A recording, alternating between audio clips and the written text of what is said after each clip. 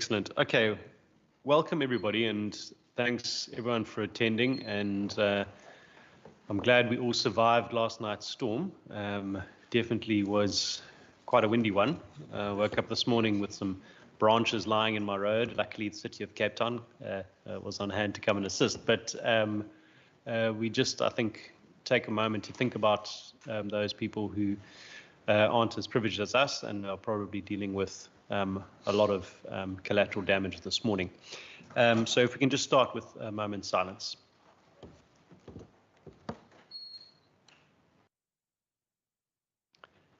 Thanks very much. Today we have a few members who have put in a request to attend virtually. There are some activities taking place tomorrow in some of the constituencies, which made it a bit difficult for some of the members to attend physically, and they wanted to be here instead of getting alternates. So we agreed to allow them to join virtually. And then also Member Constable, who put in a special request to join virtually and is also on the platform. So we are quorate. We do have 5 members, I think, now. Is that correct? Member Vessels has just joined us. So we got 6 members, so we're good.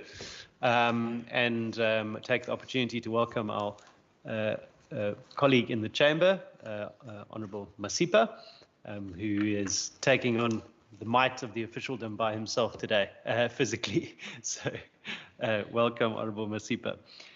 All right, we've got some good news and some bad news. The good news is the meeting shouldn't go over time. We've got 2 good presentations and we'll take questions after that. The bad news is, unfortunately, there was an issue with supply chain management and the catering didn't pull through for our meeting today, which means that there is unfortunately no tea or coffee or snacks afterwards, but we are doing our best to organize some bottles of water, at least for the tables, which should be on their way soon. Okay, I am going to, instead of going through the process of getting everyone to introduce themselves, I'm just going to go through the people present today. And if there is somebody who I haven't mentioned, please put up your hand and introduce yourself. So we have Minister Anton Boudel.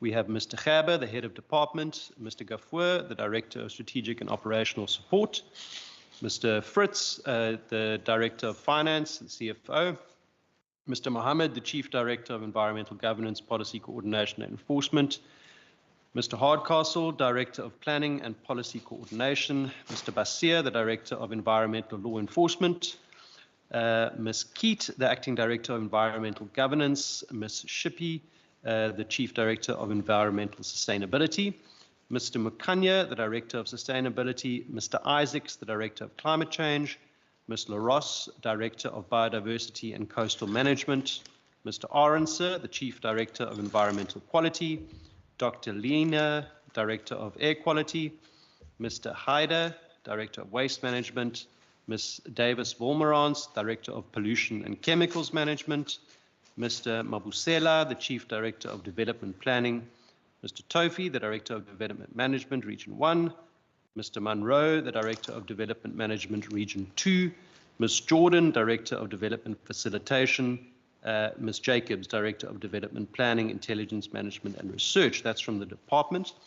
And then from Cape Nature, Dr. Naidu, the Chief Executive Officer, Mr. Bayat, the Chief Financial Officer, Ms. Hayward, the Executive Director of Conservation Operations, Ms. Burse, the Executive Director of Biodiversity Capabilities, Mr. Ismail, the Executive Director of Ecotourism and Access, and Mr. Barnes, the General Manager of Strategy, Governance and Risk. Is there anybody present who I haven't mentioned? Please put your hand up. Yes, ma'am, starting with you. So just put your microphone on. No problem. So it's Ms. Tanya Faber, Acting Director Governance, and not Ms. Keat. Okay, excellent. Hi, I'm Lisa Peterson. I'm Acting Director Planning and Policy Coordination, so in Paul Hardcastle's place today. Okay, fantastic. All right, so there's no hands online for anybody? No. No. All right, fantastic. Okay, so without further ado, I think let's move on to the first presentation, which is the overview of the department's 2024-25 annual performance plan. I'm going to give Minister Bredell an opportunity to lead in if he likes, and then we can crack onto the presentation from there. Yeah, thank you, Chairperson. Thank you for the opportunity. I think I'm going to ask the HOG and the CEO of Cape Nature to crack on with the presentation, and then we will deal with questions afterwards. All right, so we're going to do you want to do Cape Nature first before the departmental one? Department first, okay. So we'll do the department, then questions, and then we'll do Cape Nature and questions after that. All right, thanks.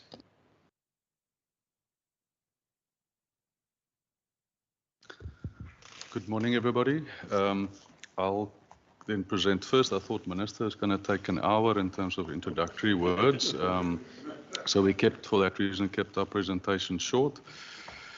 There is a lot of content to share. We realize that the members are sitting with our annual report. This is really just an overview.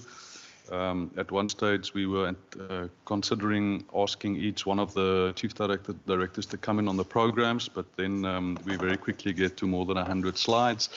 And of course, if there's any specific questions for more detail, we can go into the detail, and we would welcome the opportunity if the standing committee would want us to come and brief the standing committee on any specific program or priorities, we will gladly do so.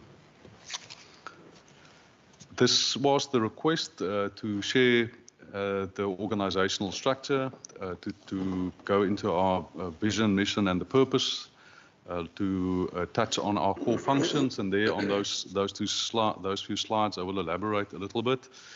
We'll touch on the key programs.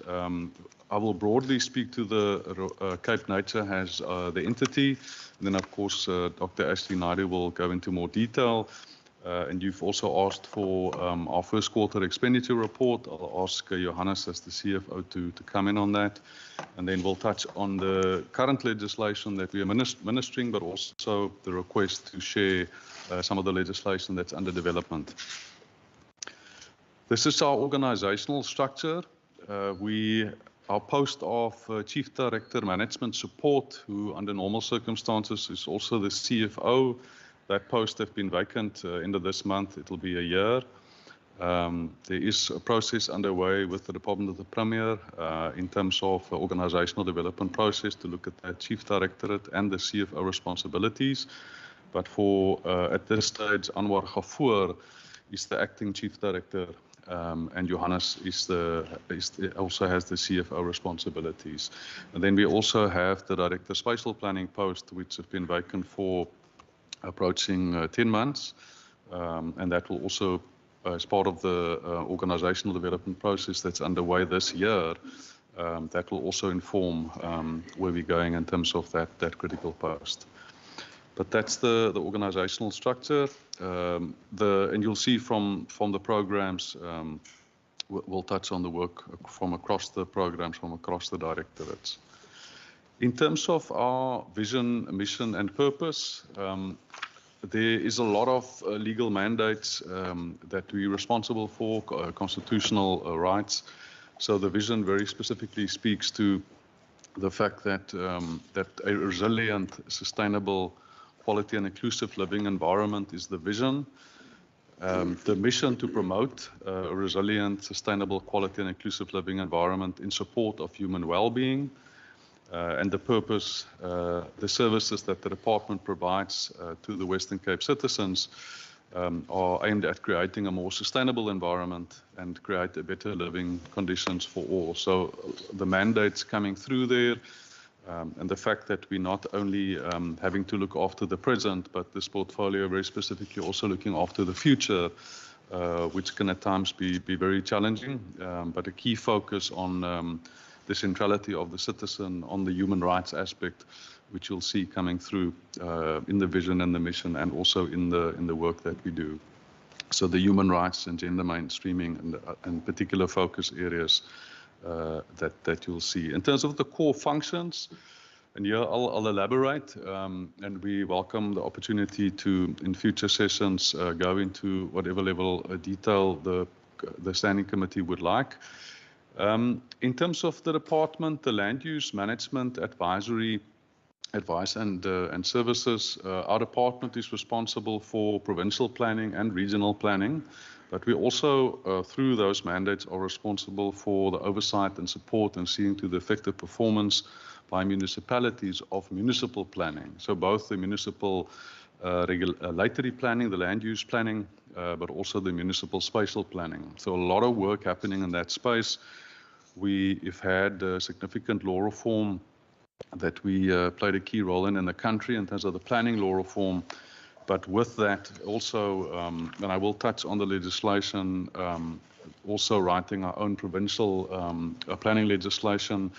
But a key body of work with that was making sure that the municipalities have new planning systems in place that are compliant and aligned with the Spatial Planning and Land Use Management Act, as well as the Provincial Land Use Planning Act, so the municipal planning bylaws, the municipal planning tribunals that we had to get going, and then the ongoing support to the municipalities in terms of those critical systems and platforms that we've set up for municipalities to also share the best practice with each other. So this is a key driver also in terms of growth for jobs, in terms of creating an enabling environment, so that the planning deals with the critical matters, but also provides the strategic framing in terms of the land use management matters. On the environmental management regulatory services, and there's a lot of detail because it's all the different regulatory mandates that we have. So it's the environmental impact assessments, which are probably the most well-known, but it's also the atmospheric emission licensing, the waste management licensing, and then you have similar or related work that we also have in terms of and I will touch on that, the environmental law enforcement work, the Section 24G regulatory processes that also gets followed or may be followed if someone commenced without the required environmental authorization. So a lot of work happening in this space. Again, we are the direct regulatory authority. Minister is the appeal authority on these regulatory processes, but we also provide support to the municipalities in terms of the municipal responsibilities in terms of atmospheric emission licensing. And then through this role, also when we have issued environmental authorizations permits, it doesn't end with the issuing of the permit. It's the ongoing compliance monitoring, the law enforcement, the continuous improvement in terms of adaptive environmental management. So ongoing work in that space, key work to monitor that environmental performance and the follow-up of work in terms of that. And then, of course, what we don't elaborate on is that because we're a regulatory authority, there's also a lot of litigation. It has gone down from, in the past, at any time, 60 active court cases, down to approximately 35 active court cases as we sit here. And there we defend, well, we consider the merits of the challenge, but we would then either abide or defend the decisions of the department or the minister in terms of the appeal decisions. But a lot of critical work there in terms of the jurisprudence, in terms of both environmental management and planning.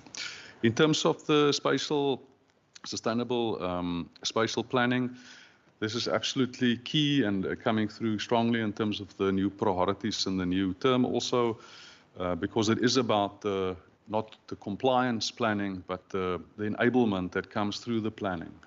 We have difficult challenges in terms of conflicting demands and difficult trade-offs.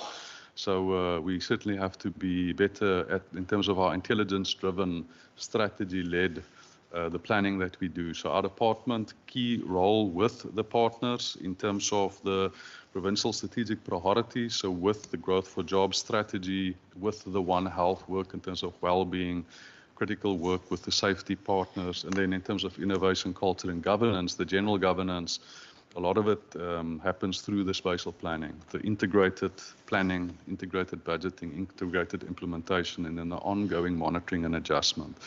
With critical work underway, and I will touch on it briefly, in terms of the new Western Cape Provincial Spatial Development Framework. Again, not as a plan in terms of a planning product, but as a system in terms of ongoing performance management, ongoing responsiveness and adjustment, and with the partners in the province.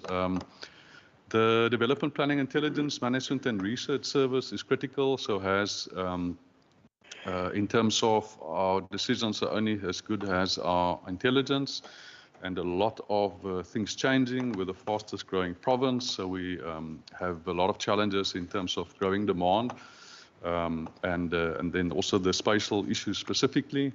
So a lot of work in this space, and this is also more broadly in terms of the intelligence that sits behind our waste management, our air quality management, our coastal management, all the programs, but also then specifically the development planning. And this is also a service that we provide to the municipalities, to the other partners.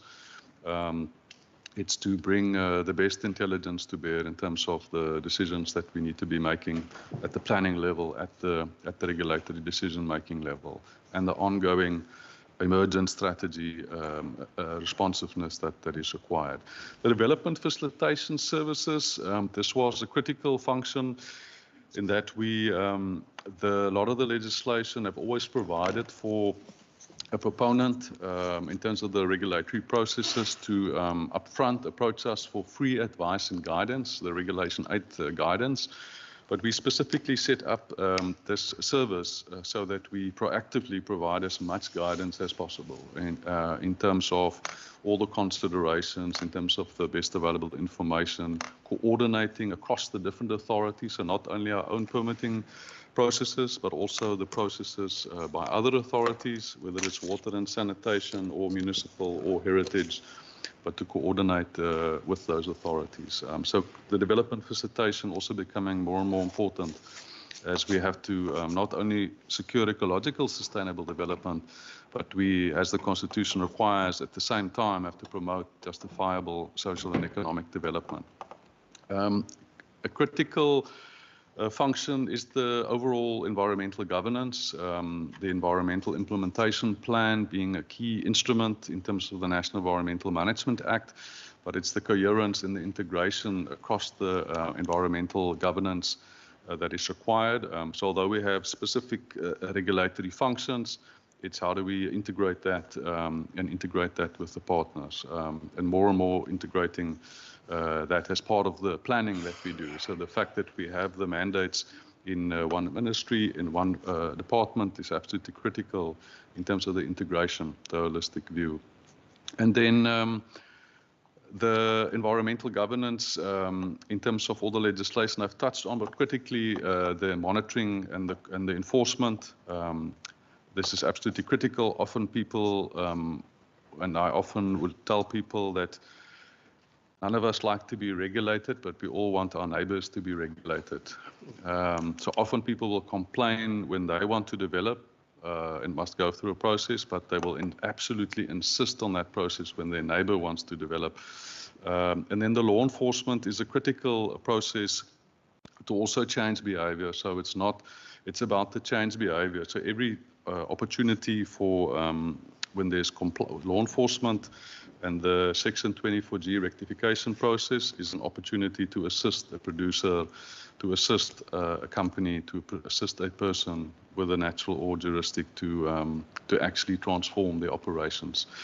But the enforcement is a critical role, and the responsiveness there is important, often very urgent matters in terms of trying to also contain if there has been an incident and there's environmental harm, that we need to very quickly have the environmental management inspectors, the green scorpions as they refer to, respond. But this is also work that happens. We have environmental management inspectors across the department, also in municipalities. So a lot of collaboration there with national, with municipalities and across the department.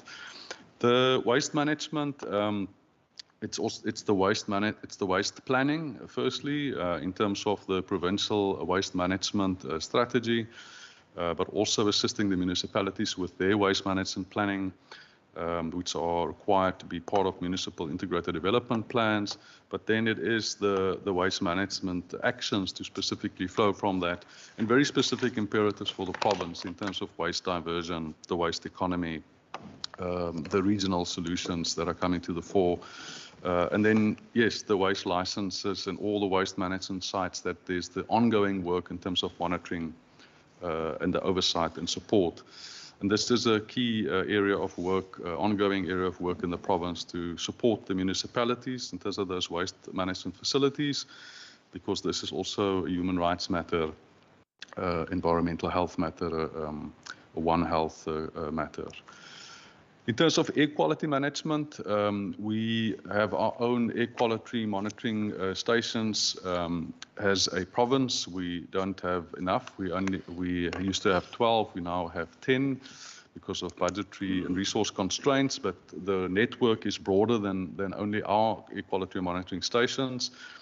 But for us to be responsive and make informed decisions, we do need the surveillance, we do need the intelligence. So this is a critical part of the critical assets for the Western Cape. And we are looking with the partners at how do we make sure that we invest in this critical infrastructure. The air quality monitoring, ongoing work with the partners in this space, with the municipalities, with industry, with operators, those license holders. And then there's the ongoing work with the atmospheric emission license authority for certain applications, and then the municipalities for others, and we support the municipalities in terms of that atmospheric emission licensing work. In terms of pollution management, pollution and chemical management, also the Section 30 incidents, which requires often a very urgent response to contain the pollution in terms of a pollution or a related incident. The work that we do there with the municipalities, but often our department have to step in terms of the very quick responses required there. And then it is also about the proactive work in this space. We do have the contaminated land provisions, and this that we also deal with. But this is also about the proactive work in terms of making sure that we responsibly in the province manage chemicals, manage water quality and related matters. So critical work in terms of pollution management. The environmental sustainable development, we do have the Environmental Implementation Plan, which is a key instrument in terms of the National Environmental Management Act.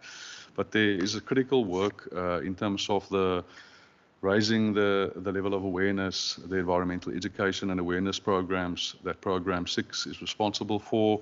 Program 6 do not have any staff in it. That work happens across the other, from the staff in the other components. In our department, we provide most of this awareness raising and training ourselves. So that was our service delivery model choice, that we are a professional, highly regulated sector. We have registered professionals, and we roll out these training programs, whether it is for environmental assessment practitioners or planners or developers or the public, but very active in this space. And it's critical because we need to be collectively learning from both the mistakes and from the successes. So this is a key focus in terms of where we're going in terms of sustainability objectives. Sustainability imperatives for the province as a whole. In terms of the climate change, a lot of work undertaken in this space through the climate change risk and vulnerability mapping that we've done for the entire province. We're working closely with the Department of Local Government and others in terms of the tools that we're using to assess risk, and specifically the velocity of risk, because it's not only about our disaster responsiveness, it is about reducing our vulnerability, it's about increasing our resilience in this space. We do have the climate change response strategy and implementation plan, and critical work underway under the leadership of Minister and with the partners in terms of climate change and water resilience being a key focus in terms of both the risk but also opportunities for us to do things differently, and the resource efficiencies that we need to achieve in this space. So a lot of work underway in terms of improved governance, improved line of sight, improved intelligence, and also critical focus here with our partners, both internationally, but also the tertiary institutions and other partners. In terms of conservation of biodiversity, we of course have the 3C entity Cape Nature, that does excellent work. The Minister is responsible for the oversight. The department is responsible for assisting Minister with the oversight. We work closely with the Cape Nature. Our goal in the Western Cape is above ground in terms of our biodiversity, our landscapes, of course, also the people of the Western Cape. We are the most diverse province in the country, and we have very specific dynamics in terms of the intensity of how to manage these systems. We have the coastline, we have the mountains, it's fire-driven systems, so there is a lot of disaster management, disaster prevention, but also proactive management that happen in the space, and Dr. Naidu will of course elaborate on that function and that critical work that's underway in that space. Just to highlight the fact that the Western Cape Ecological Infrastructure Investment Framework is a key body of work in terms of making sure that we look after these provincial assets, has the ecological infrastructure of the citizens of the Western Cape to serve present and future citizens, future residents. The coastal and marine environment, we're a coastal province. All the estuaries in the province, the estuarine management, the coastal management, this is work with the municipalities. We're the lead authority in terms of coastal management in the province, but we also collaborate closely with national and the municipalities, but a lot of key work happening in this space. It is a challenge because we need to get more resources into this space, but again, we're collaborating with others, and there are both risk and opportunities in terms of coastal management. Those are the key programs. That is the strategic priorities. I really want to go to the next slide, which unpacks the priorities as it stands. The spatial transformation and managed urbanization, we're the fastest growing province, 150,000 people in terms of growth in the province. And therefore, we have to certainly be smart in terms of the spatial considerations, the environmental considerations, the human dignity considerations. So spatial transformation is a key priority in managed urbanization. These are not easy matters because these things, the spatial transformation does not happen overnight.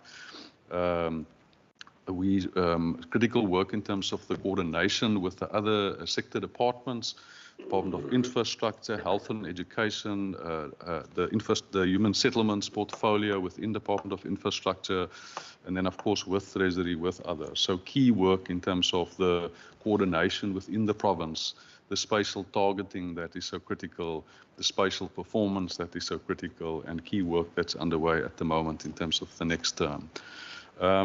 Obviously the instruments, the spatial development framework, the Western Cape Spatial Development Framework being a key enabler in terms of the system that we need there, and then the land use management governance that runs with that, as I touched on earlier.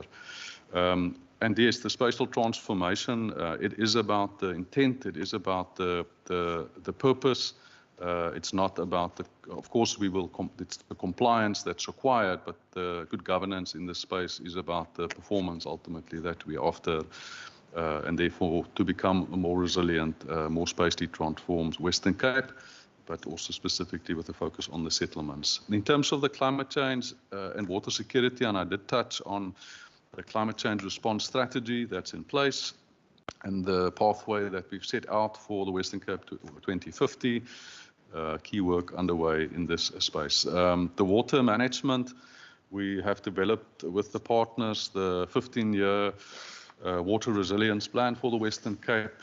We have just, from that work, we have reviewed our Western Cape Sustainable Water, what used to be the Sustainable Water Management Plan, and now the Sustainable Water Protection Plan, focusing on our department's key, with the entity, key role in terms of the ecological infrastructure, and the water quality aspects within that.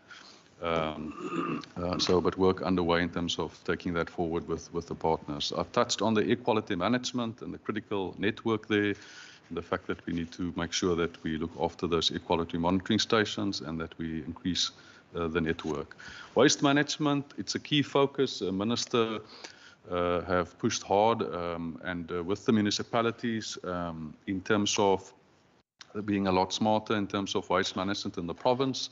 And there you see the organic waste diversion, the 50% target by 22, and then the target of 100% by 27. So a lot of behavior change required here from all the residents and from all the waste managers, from everybody, but also lots of opportunity in this space. Those are the waste economy, which touches on the next point, the fact that the micro and waste entrepreneurs in this space, but working with that sector, working with the municipalities, the wastepreneurs, critical work in that space. The compliance, the monitoring, the compliance in terms of the waste, also important, and I've touched on that, and then the regulatory role. The biodiversity and coastal management, it's a key focus. We have one director that's responsible for both of these big portfolios. As I said, the most diverse province, we coastal province. We do have the entity, but yeah, so the coastal management program and the state of coast report that's produced, but yeah, important work underway in that space. And I did touch on the provincial estuarine management program, the estuarine management programs that we've developed, the estuarine management, governmental arrangements that's in place. And then, of course, critical work, the oversight of Cape Nature, the governance arrangement in terms of the entity. And then I did touch on the work of the environmental management inspectors, the EMIs, Green Scorpions, the compliance with environmental legislation. A key focus, we would also be very responsive in terms of the complaints that we receive, and hundreds of site inspections and administrative actions taken and the prosecution. But this is a key area to look after the human rights. That's just what it looks like across the programs in terms of the total budget. Administration, often people will look at our department and think that we're a relatively small department relative to others, but that doesn't change the level of compliance and controls that's required, because it's the same Public Finance Management Act. Someone asked the other day, well, does it mean if I'm classified as a small department that I'll only go to jail for 1 year, where someone with a big budget will go to jail for 5 years? So, no, it's the same level of compliance and governance that's required. Of course, we're looking at efficiencies and automation and all the other things, and we are also pushing for the ease of doing government to be addressed. But good governance is critical. It's our controls, it's our efficiencies, it's our culture, it's security, it's communication, all sits in that program. The ethics work, the knowledge management work, the GIS component sits in that function or that program. Environmental policy, planning and coordination. I have touched on these functions, but that's how it's grouped into that program too. The compliance and enforcement, and as you can see, important program, but a small relative in terms of the budget. Very active teams there. Environmental quality management, 88 million. And here you have all those functions coming through: air quality management, pollution and chemical management, waste management, and the water work. Biodiversity management, that is our department's portion. Of course, then there's the Cape Nature budget, which Ashley will speak to. The Environmental Empowerment Services Program 6, this is where we don't have specific staff in that program, because this work happens across the department and a lot of activities. And this is a critical program. Development planning, we are environmental affairs and development planning. And as I've touched on, a lot of work happening in this space, a lot of innovation, but critical function, not only in terms of our direct responsibilities, but also with the partners, with the municipalities, with the national government, with the other provincial departments. This is the earmarked and priority allocations. We, in the course of last year, took over the Green Economy Ecosystem Support Program. We used to play a key role in the green economy, but Department of Economic Development and Tourism then managed this specific program. But last year it was agreed that we will take this forward. But critical work through that program in terms of the green ecosystem, green economy ecosystem support, so GEES as we refer to it, This is the advice and guidance we give to private sector, to businesses, to citizens in terms of water and energy, in terms of the business opportunities, the need for efficiencies, and all the other support that happens through that program. The regional socioeconomic project, and we could have presented an hour long on this project. This really touches the lives of the citizens. This is spatial transformation in action. It's not only about bringing to bear the power of the good planning and dropping it all the way down to precinct level planning and site development planning, but this is about the spatial integration, using government's other infrastructure investment to use that government facility to integrate towns, to make places safer, to activate spaces. This is co-designed with communities and co-managed with communities, and a huge portfolio of projects rolled out in terms of this project, and also non-infrastructure projects more and more in terms of the work that we do, in terms of the collaboration with others. Also, the safety work also happens through the regional socioeconomic project, participating with the safety partners in terms of the safer spaces. The Cape Nature disaster prevention measures, earmarked funding in terms of that, and Cape Nature can speak to that. In terms of the inclusionary housing policy framework that was developed by the province, critical work to inform that was the housing market studies.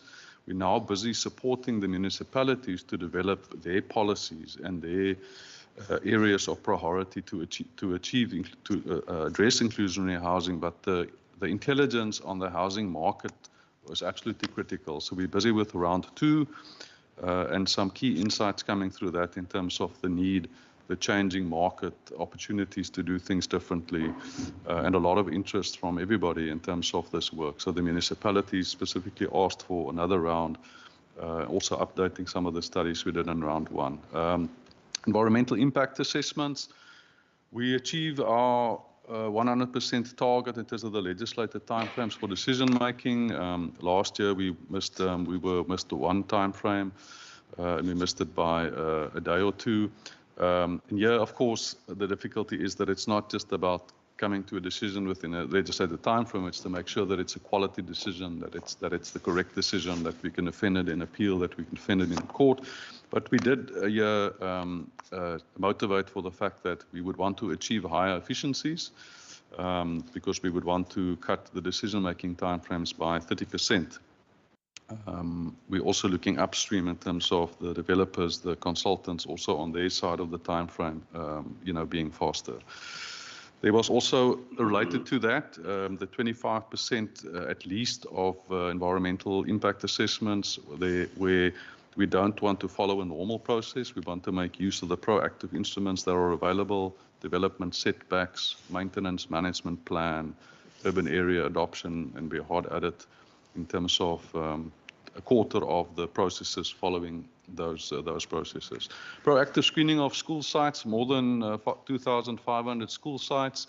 This is a critical area of delivery for the province, and therefore the decision with the partners that we can speed up the delivery of extra classrooms, save between 2 months and 2 years, if we proactively screen the school sites in terms of whether there are wetlands or setbacks or things that would require you to proactively do the necessary, or to put the setback in place, or whatever the situation might be on the school site. So this is a key area to assist the delivery in terms of the school sites.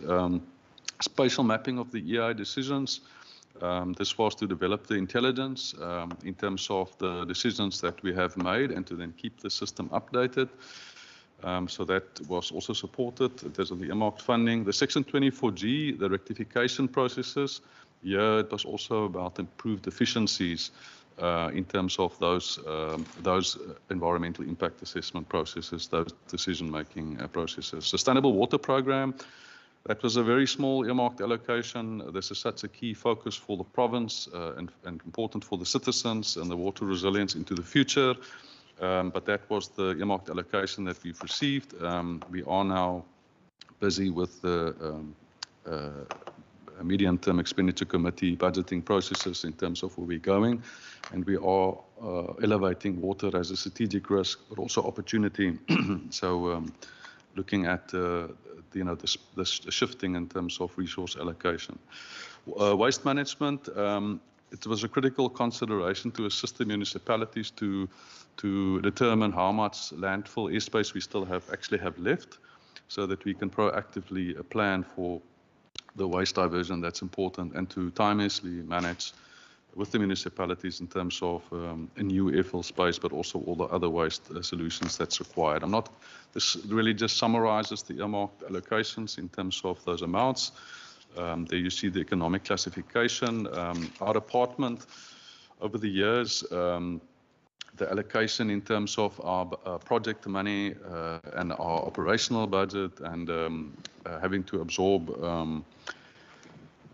cost of living adjustments decided at the national level, it did mean that we had to shift the budget internally, and therefore our project money and our goods and services and our consultant fees are very low, and our cost of employment relative to the rest is very high, approaching 90%, which leaves us very little room to maneuver in terms of the actual site visits and things that are required, where you can't, via MS Teams, do compliance inspection and law enforcement. But our service delivery model is to make use of our professionals to do a lot of the work themselves. That was the model. But yes, our budget we are vulnerable in terms of the very little room to maneuver. We're not going into all the details. You have the APP. There's 58 performance indicators. 40 of those are non-standardized performance indicators.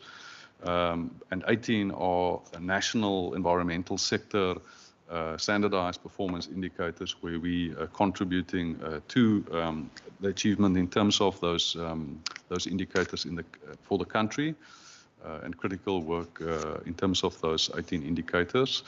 And then, of course, close collaboration with the national department in terms of the medium-term development plan, as it now will be called. But key discussions underway in terms of the sector.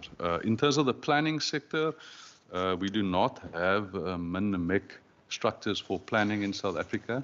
It was a result of some of the law reform matters that's not been, was a bit slow in terms of all the other law reform that happened in the democratic South Africa.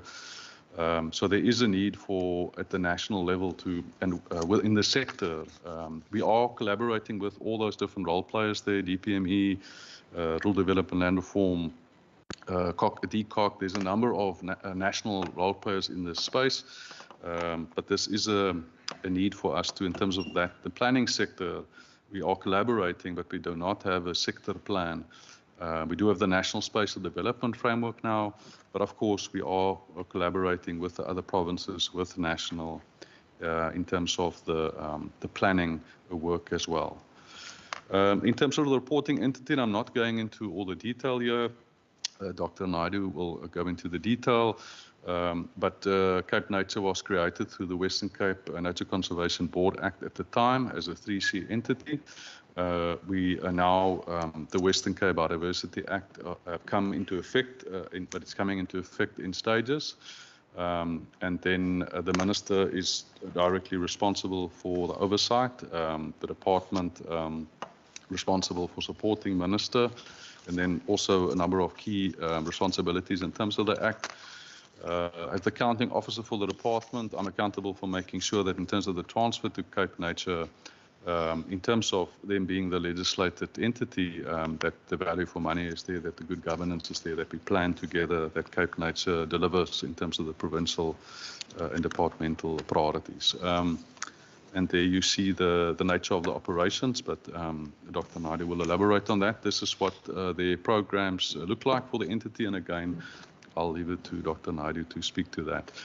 A lot of work underway over the years in terms of improving the governance of the entity, and we've also worked closely with Provincial Treasury in terms of the work that that's been underway to look at how entities are governed, all the entities, and really Cape Nature then emerging as good practice in this space. We did the law reform. There was restructuring of Cape Nature. There's very specific oversight arrangements in place, and very specific planning together. My department is represented on the board committees. Minister and I attend the board meetings. And of course, it's critical because the entity, it's a large portion of the Vote 9 budget, but this is such a critical mandate. Yeah, there's a lot what one can also unpack there. I'm going to ask Johannes to maybe speak to, and maybe he wants to come and, unless he can see it on his own screen, but to speak to the first quarter expenditure. Thank you, HOD. Good morning, Chair and committee members. So the first quarter expenditure for Vote 9, so this is inclusive of Cape Nature. The green part basically discussed the first quarter versus the orange gives the total for the financial year.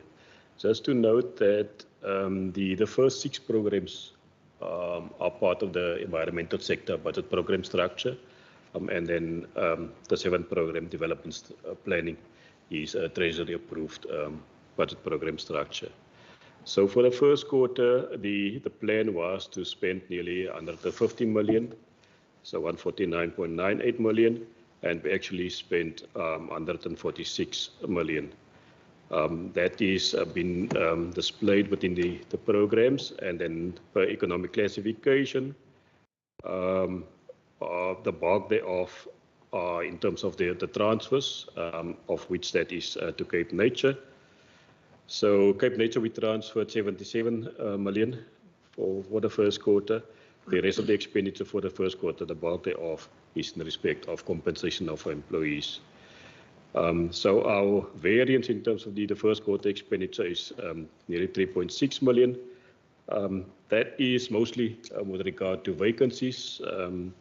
We've got a number of posts that is in the process to be filled. Bear in mind the DPSA directive on the control measures to fill posts that we need to take care of that also. We also do have a challenge in terms of our COE over the MTEF, so we carefully need to manage our COE spending. If you look at the right-hand side, that gives us the total budget for the department or for the vote, 627 million. Of that, the portion to Cape Nature is 308.3 million, and the department is 319.2 million. Total spending, or the projected expenditure, is still to break even at end of the financial year. We do have some programs that show some underspending and some overspendings also. Program 1, administration, shows an over expenditure of 2.5 million. That is mainly in respect of the rollovers of the 23-24 financial year. We received those goods. It's mostly laptops and desktops. Those were paid, so waiting Provincial Treasury approval for that money. The underspending on programs 4 and program 7, though I'm mainly with regard to vacancies. There are a number of posts that are being considered to be filled on contract. The plan was initially that the posts be filled early in the financial year, but through the recruitment process, those officials assume duty now in the month of August. There are still a few that need to assume duty. So that is the situation as is. Just in terms of the transfers also, we do have transfers to municipalities also. That will only happen now in the second quarter to coincide with the start of the municipal financial year. Thank you. Thank you very much, Johannes. In terms of the legislation, there is a lot of legislation in terms of, and a lot of law reform happened really from 2008 to 2009, and then the planning law reform was the last of that law reform. So over the years, where there was a general environmental management mandate, there are now specific environmental management acts that very specifically codify how the Constitution is to be given effect to. And therefore you see all these legal mandates come to the fore. And then but the critical legislation that sit behind that. So integrated environmental management is a lot broader than just environmental impact assessments. It's also environmental impact management more broadly. So the environmental management frameworks, half the province is covered in environmental management frameworks.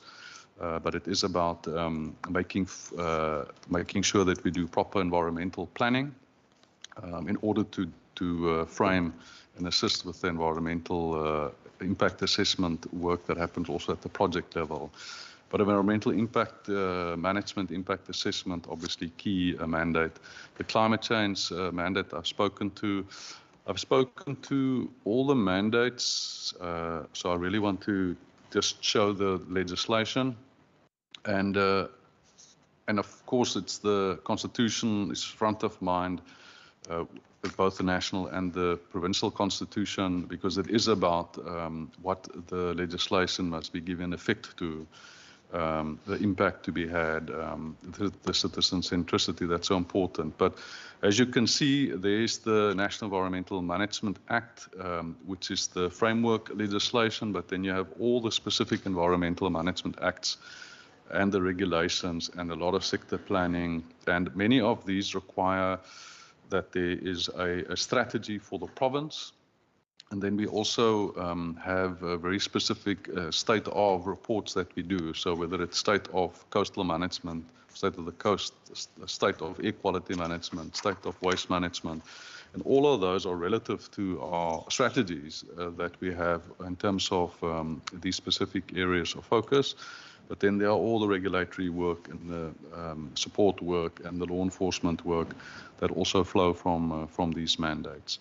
The Western Cape Monitoring and Support of Municipalities Act obviously also critical, because a lot of the work is in terms of the oversight and support to municipalities, from waste management, air quality, municipal planning, coastal management, all the way through. So it remains a key focus. And I'm not there. We could have presented on all the different strategies and frameworks and state of reports, but those we can make available. We can go into detail on any one of the legislation, the legal mandates. Also, a lot of law reform. In the previous financial year, our department was an active role player in terms of law reform policy development in more than 60 of such initiatives. Some of it we lobbied for in terms of law reform and policy development or policy reform in specific areas.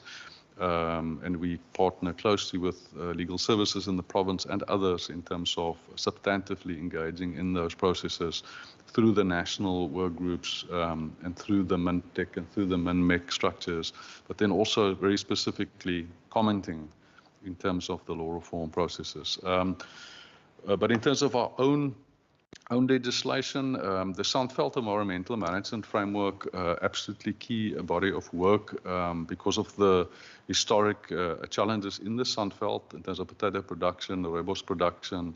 We first developed best practice guidelines with the sectors for how to sustainably produce potatoes and responsibly do so, and rooibos tea.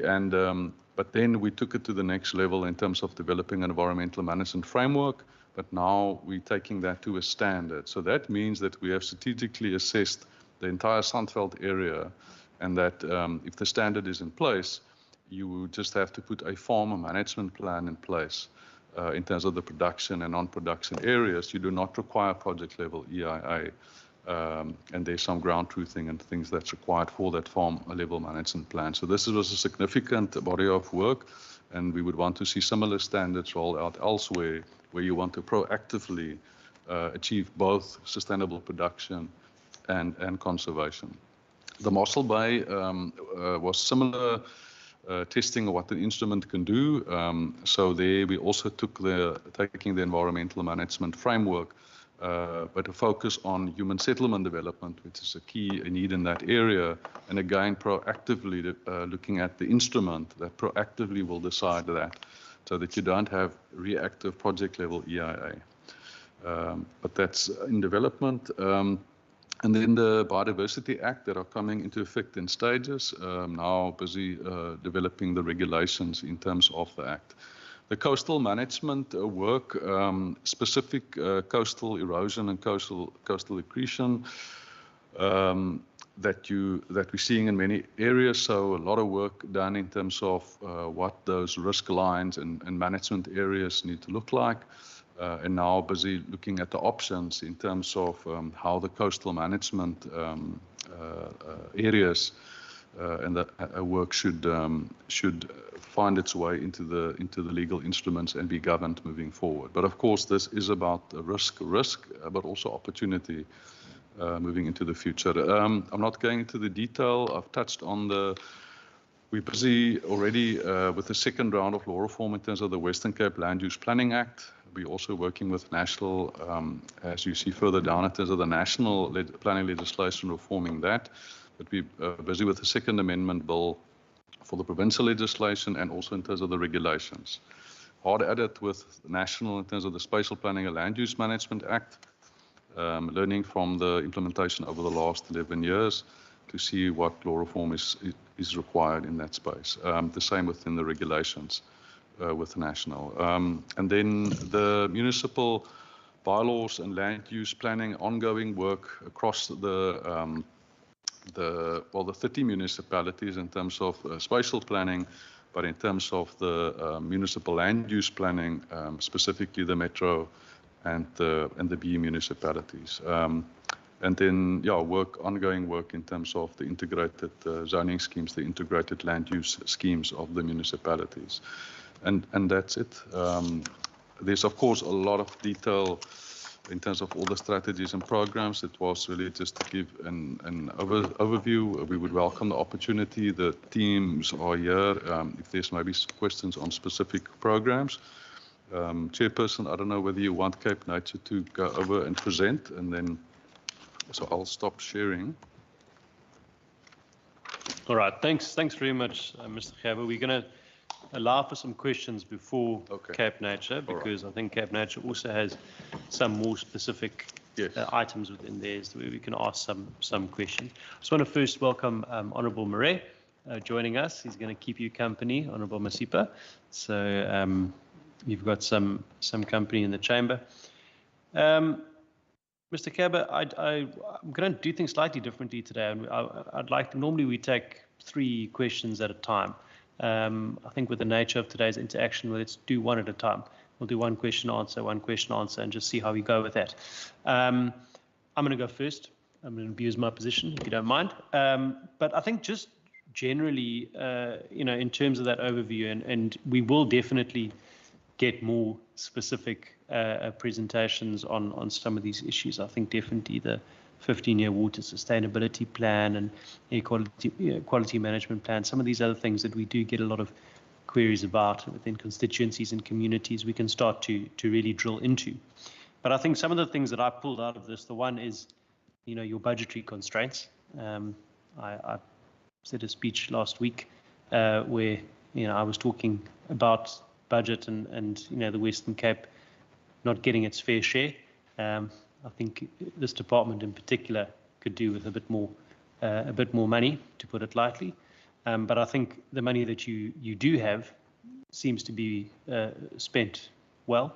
There's a bit of an overspend, but I don't think we as concerned about overspends as we are about underspend. So it's about making sure that the budget is spent, and you seem like the department is doing a good job of that.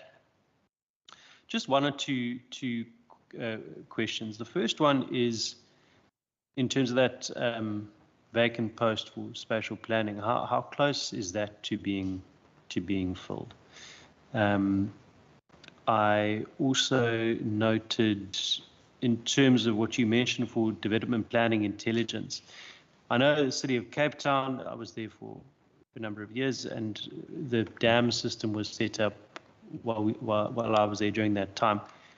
Do you have any idea of the percentage of plans in the province that have been moved across electronically? Because obviously that helps a lot, to speed up those processes and obviously for your own intelligence. But we have to face the reality that we have many rural and district municipalities where it's not as easy. But I think that is obviously a goal, I'm sure.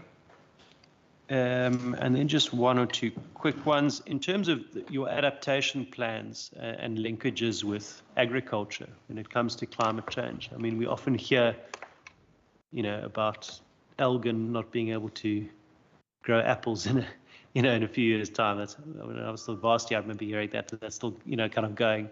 But I mean, are there those linkages currently, interactions between the two? I don't want to say silos, but the two different departments. And then the last one is mining. So I know obviously it sits with DMRE or whatever it is now, DMR. But obviously the department does assist when it comes to EIAs and that. What is the role of the department when it comes to ensuring compliance and reinstating and restoring sites post mining operations? And I think I'll leave it there for now. If we can maybe have those answers, and then we'll move on to the colleagues in the chamber, and then we'll take hands from online. Thanks. Thank you very much, Chairperson. I'll in a minute ask Cobus Monroe to come in on the question on the City of Cape Town, the dam system, and how many of the municipalities have already gone in terms of automation, online systems. Maybe Cobus also wants to, in response, share the recent work that Saldanha will have been busy with. In terms of the adaptation, climate change adaptation, I'll ask Karen Shippey to start, and then maybe if she wants Hussein as the director to also come in on that. I'll give broader responses to that. And then on the mining, I'll speak to the mining. Maybe some of the colleagues are welcome if they wanted to add to that. In terms of the vacant post for spatial planning, it's that director spatial planning is an absolutely critical post. Our challenge is that in terms of our current budget, specifically over the MTEF, we do not at this stage have the budget to fill that post. So the best we'd be able to do is by budget adjustment time, get an adjustment in order to then fill. So we have been considering whether do we now already start the recruitment process in anticipation, or do we, November is approaching very fast, but so that's at the moment the strategy, that there is some organizational development work that's underway, and some of that would already be on the table come budget adjustment time. And then once we have confirmation of what the budget would look like following adjustment, we would then be able to prioritize the filling of that post. There is a priority post for the department, and not just for the department, for our partners as well, because of the critical role that the spatial planning play in the province, in the other provincial departments, with the municipalities and even with the national. So the National Spatial Development Framework and the National Planning Governance, with everybody. Helena Jacobs is at the moment both a Director of Development Planning, Intelligence Management Research, and the Acting Director Spatial Planning. So yes, that's a long answer. It is a priority, and we're trying to get the budget to that post. I'm going to respond to the mining question, and then we'll go over to the colleagues. In terms of mining, yes, the Department of responsible for mineral resources, the National Department, is the 11th competent authority in South Africa for environmental impact assessments, for mining-related environmental impact assessment activities. They're, of course, also the authority in terms of the mineral legislation.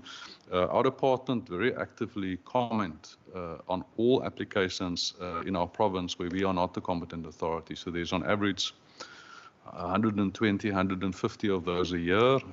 We also go all the way in terms of appealing decisions if we feel that decisions were not adequate. And then on certain matters, we even would go to court if necessary. We are not able to do compliance monitoring and enforcement, in terms of the mines. That's the Department of Mineral Resources, but the National Department of Environmental Affairs, in terms of the legislation, can step in terms of environmental law enforcement if the Department of Mineral Resources are not doing it. So we do, through our own work out there and with Cape Nature and others, will pick up if there are concerns, and concerns that are raised with us. We were very concerned about mining on the West Coast, and there there's a national task team in terms of mining on the West Coast. But the task team has been very slow in terms of its progress. But mining is a concern.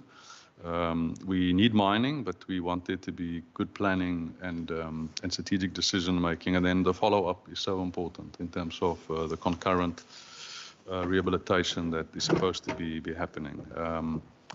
We do play a role in terms of support to the municipalities, in terms of the municipal planning approvals that are often required in terms of mining as a land use. And then we also, in certain instances, if the property is used for agriculture, then we also have to issue a land use. A provincial planning approval is required for if it's used for agriculture, and now it's to be used for mining. But yes, the collaboration there with mineral resources, and then if they're not doing the necessary, the approach to national. The appeals, importantly, in terms of the decisions against the mining EIA decisions, go to the national minister as the appeal authority on the mining EIA decisions.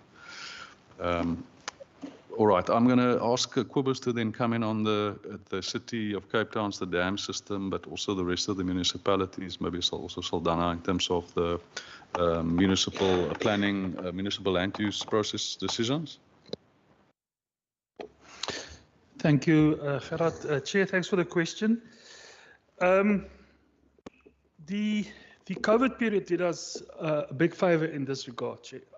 We had to switch very, very quickly to electronic systems during that time. As you know, we couldn't deliver post, and with our public participation, we couldn't get the public to participate in planning processes. So we had a very urgent amendment to the legislation to get rid of registered post and to enable our municipalities to use electronic and even social media to distribute applications.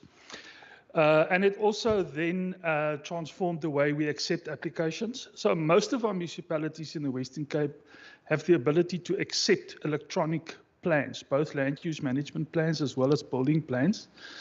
However, not all of them are able to process or track the processing in terms of the same system that the city has. Probably only the 5 biggest municipalities, including Saldanha, George, Mossel Bay, and those are able to electronically track an application throughout the system and also process the application internally, like referring it to internal engineers and other departments for processing. In terms of the numbers, the City of Cape Town deals approximately with, year on year, it differs, but about 10,000 land use management applications and roughly the same amount of building plans. Totally in province, about 13,000 land use management applications and roughly in the same ballpark building plans as well. So the vast majority of these applications sit within the city and the 5 biggest municipalities. So I would say our ability to now process our applications are not going badly. We're tracking the performance of our municipalities to keep within legislated timeframes. That's roughly a 7-month period to turn around a land use planning application. And as you know, the building plan's 30 days and 60 days, depending on the size. There are a few municipalities that struggle, but you will find that those municipalities not only struggle with planning and building plans, they also struggle with respect to other areas as well. I think as a province, we're doing well. We, in terms of processing our land use planning applications. Overall, the timeframes dealing with applications has been reduced significantly, overall. And our capacity in our municipalities are also not bad. But that we do have struggling municipalities where we do have to assist, and that's what we're doing at the moment. Thanks, Chair. Thank you, Cobus. In terms of the question on the adaptation, climate change, and our collaboration partnership with the Department of Agriculture, just today we're briefing the Premier and the Ministers in terms of the collaborative work. So it's Agriculture, Department of Infrastructure, and my department that's briefing the ministers, but very close collaboration. But I'll ask Karen, and if she wants to also ask Hussein to come in on that, speak to smart agri and related work. Thank you. Thank you very much, Honourable Chair, honourable members that are in the room and those that are online. We'd love to provide you with more information about climate change, but I think as our HOD indicated, we're working very closely together. And one of the reasons is that we don't have resources to waste. So we are forced to collaborate with each other very closely. Agriculture is actually our rock stars in the province. As a sector, they are the first sector to have their own sector plan for climate change. It's very detailed, it's very scientific. So the focus that it has is on what is predicted and how is agriculture going to respond. We actually share a governance space with them.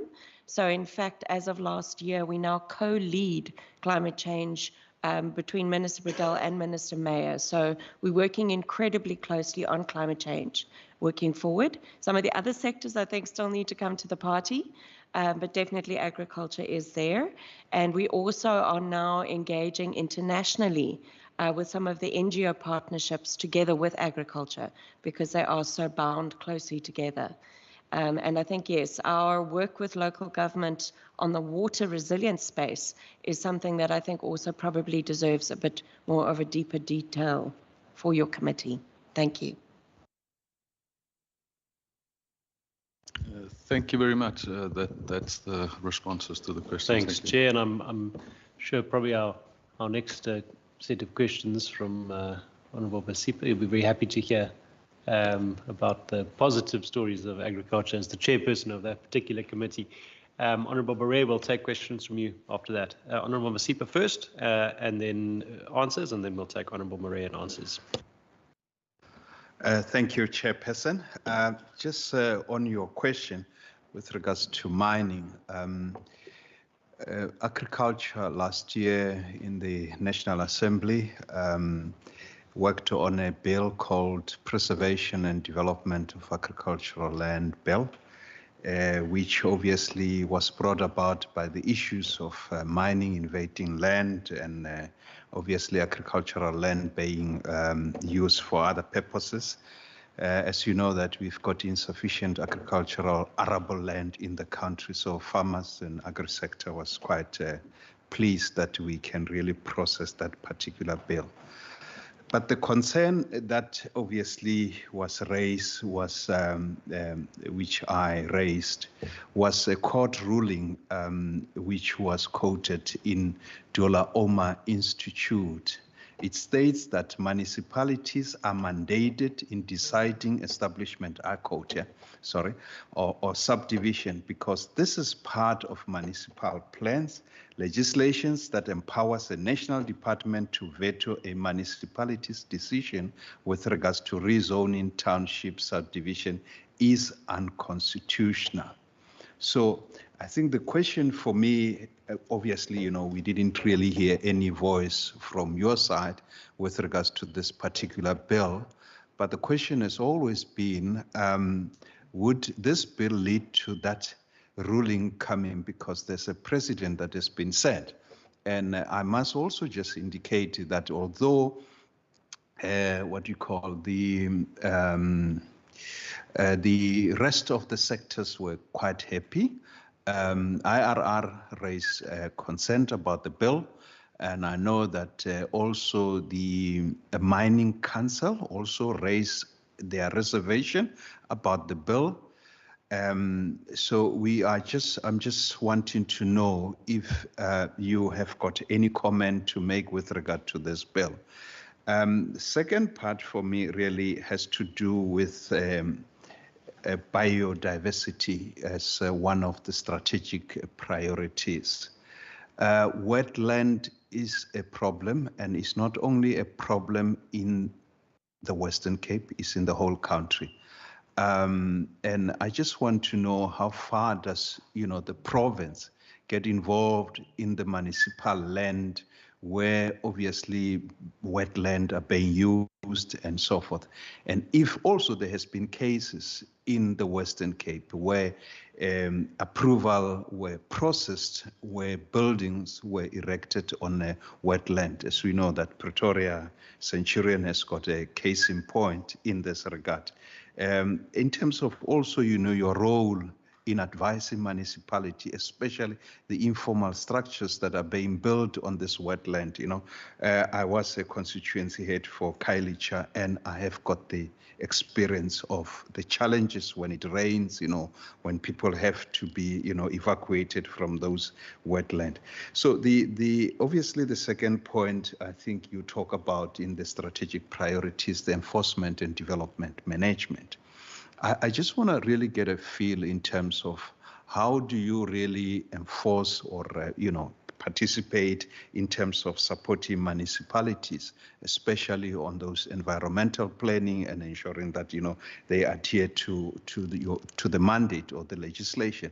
But, and obviously, I think the important part is providing what are the early signs that you start, you have got some, areas where you have got some early signs that you intervene without really waiting for, cases to be before courts and so forth, in terms of these issues that municipalities tend to be challenged with.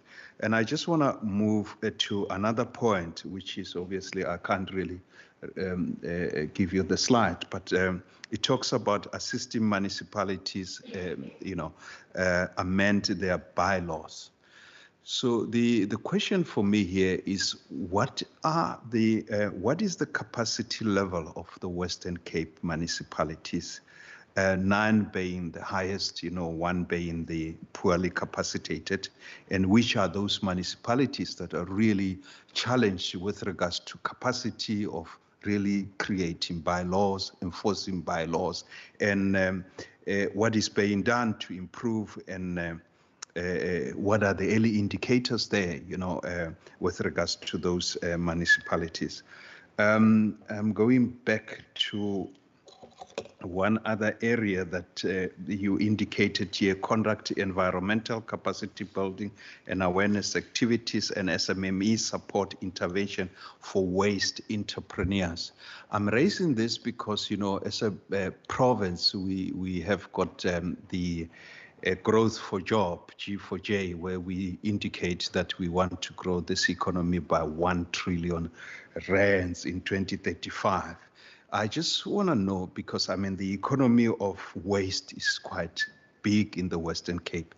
I just want to know if you have really tried to quantify this economy to really see how this economy can contribute and how you are really enabling or engaging, your partners, the economic development and tourism, to really work on this economy to ensure that it really play a vital role in this regard. On the development planning, obviously there's a growing demand for urbanization, and as you can see that the city is really not really coping, and underground infrastructure and so forth and so forth. So I think the question that I've been asking, the targets are looking like, you're hitting the targets, you're doing well. Are you constitutionally, sufficiently capacitated from a finance point of view to really achieve what your constitution expects you as a department to do? If you can really talk to that, because I think the issue is on slide 14, you have got various programs. The question is the budget sufficient? What is ideal if it's not sufficient? and what needs to be done if really we need to get more budget. Is there legislations that we probably needs to look at in terms of maybe, you know, ensuring that you get sufficient budget to meet your constitutional mandate in meeting the programs that needs to be done? Minister, I had a meeting of farmers in the grain industry side. Sometimes last year, I was just trying to check if I have got the WhatsApp. The issue was there was an exploration of mining in areas somewhere in the Napier and Bredasdorp area. I don't know if you know about this matter, and I just wanted to know if maybe you can share some light in terms of because farmers were quite apprehensive about it, and I think they have been raising the matter with the province. We had an engagement at NAMPO when there was a harvest meeting there, and then subsequent to that, I had a meeting with them in this regard. If you can really share what is really going on there, are we possibly or potentially going to have a mining there? And how farmers, you know, concerns are being, you know, listened to or addressed. Thank you, Chairperson. Sorry for my long-winded questions. No, it's perfect. Thank you. I just also want to welcome Honourable Stoffels joining us. I know traffic is crazy today, so noted.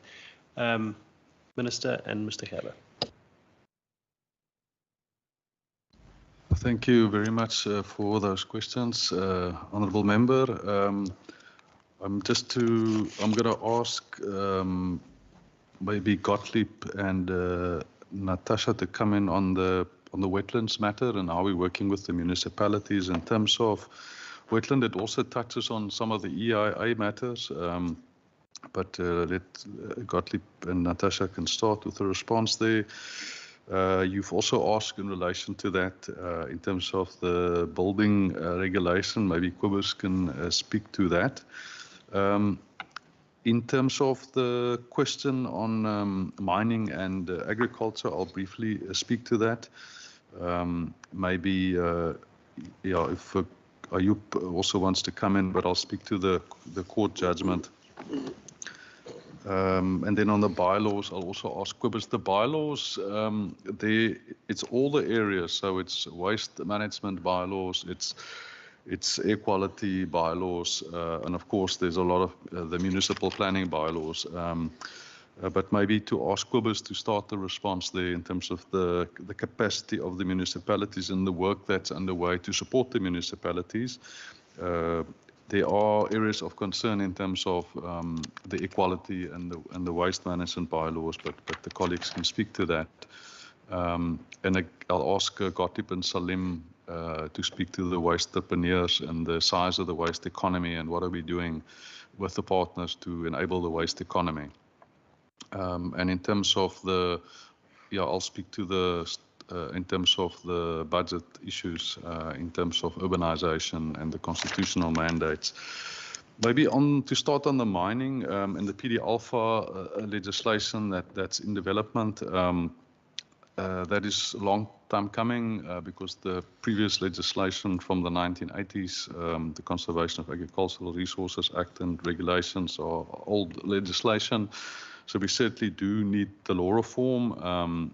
Has the Max Sand Constitutional Court judgment made clear, and we were in that in all those cases all the way to the Constitutional Court, that although the Department of Mineral Resources have a role to play, it's space that are co-regulated because the municipalities have the exclusive municipal competency of municipal planning, and therefore each authority must, in terms of its own legislation, in terms of the relevant considerations, in terms of its legislation, apply its own mind, even though there's cooperative governance and we need coherent government, but each authority must apply its own mind, and therefore the different authorities could come to different decisions. And you would require the approval of all the authorities before you're able to lawfully undertake your activity. So you might receive approval from Mineral Resources, but not from the municipality.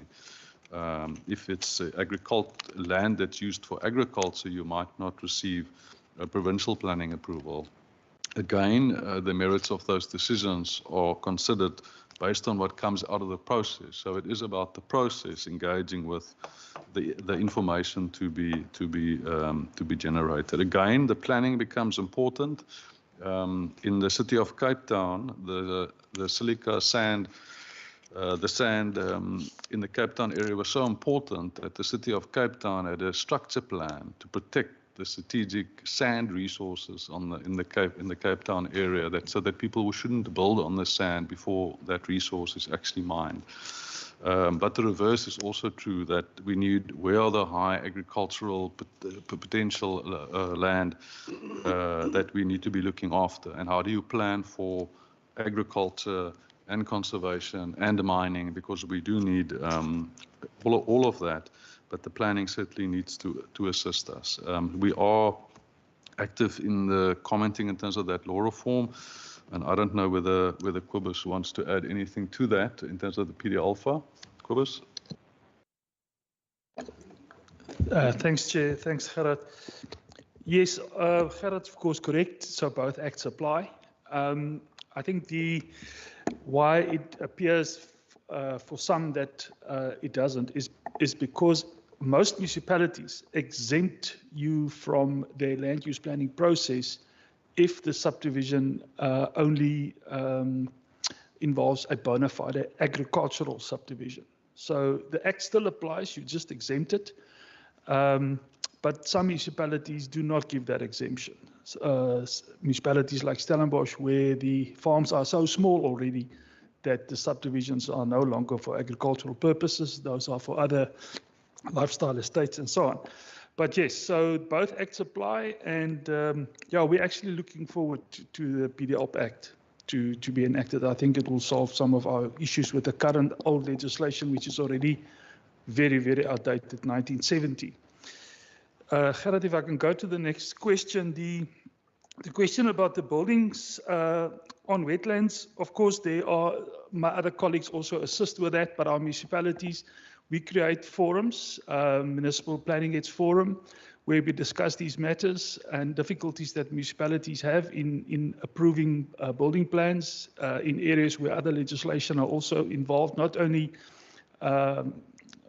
water use licenses, but environmental impact assessments, sometimes protected trees in terms of the Forest Act. And the municipal officials have to be aware of all these legislation before they can approve a building plan. And often they simply do not know, and then refer these matters back to the architect or plan drawer. So we assist as best as we can to not create stoppages in this process. The City of Cape Town, as an example, has recently approached us to understand better the working of the Forest Act and the Water Use Licenses Act, so that the building plan inspectors don't send all those applications back all the time to applicants, causing delays in the system. They obviously are having to report on the speed at which building plans are approved, and if there are blockages in some districts or some municipalities, we need to assist them with that. Chair, just in terms of the capacity of municipalities to draft or compile bylaws, there are obviously about half of our municipalities that simply do not have that capacity to draft a bylaw. For that reason, because we knew that beforehand, when SPLUMA came into effect, we realized that we're going to have to assist those municipalities, because if we do not do that, it'll take a very long time for SPLUMA to be implemented in full, as we saw in the rest of the country. But in the Western Cape, we produced standard draft bylaws for all 25 municipalities, and also standard draft zoning schemes for all the municipalities to adopt immediately with the inception of SPLUMA. And because of that, SPLUMA was introduced in the Western Cape for all 25 municipalities within 16 months. As we stand here, 10 years later, there are still municipalities in the rest of the country that don't have bylaws and are still operating with old order legislation. It's very bad in some instances where, for instance, in the Eastern Cape, as an example. They now have bylaws, but still the old legislation. So the Poor Surveyor General have to get approvals from both legislation because everything is still on the books. It's not ideal. But the municipalities in the Western Cape are starting to amend their bylaws from 2015 already, as they've now had 10 years experience with it and have seen teething problems, and they're starting to make improvements. We are assisting and in the process with them, with all of them, to make sure that they comply with the framework legislation. Remember, planning is now regulated by 3 acts. It's a national act, a provincial act, and a municipal act. So it's a really difficult task, but we assist the municipalities to do that. I think we really play an important role there, because if we're not there, as you suggested, Honourable Matsipa, there are municipalities that will not be able to do this. Thank you, Chair. Thank you, Kobus. I don't know whether maybe to ask Gottlieb and Natasha in terms of the work that we do more broadly in terms of the wetlands, advising municipalities and the work. There was the question about the municipal land and wetlands, but maybe also more broadly in terms of the work in that space. Thank you, Chair and HOD. Member Masipa, so from where we looked at the wetlands was within our sustainable water program. In particularly, we had programs directed at the Berg and the Breda River catchments.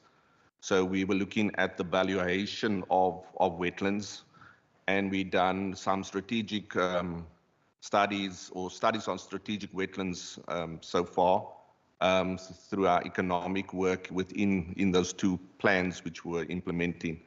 So one being the Paardenkales wetland within the Cape Winelands biosphere, the importance linked to also the Brandvlei Dam and within that booster area.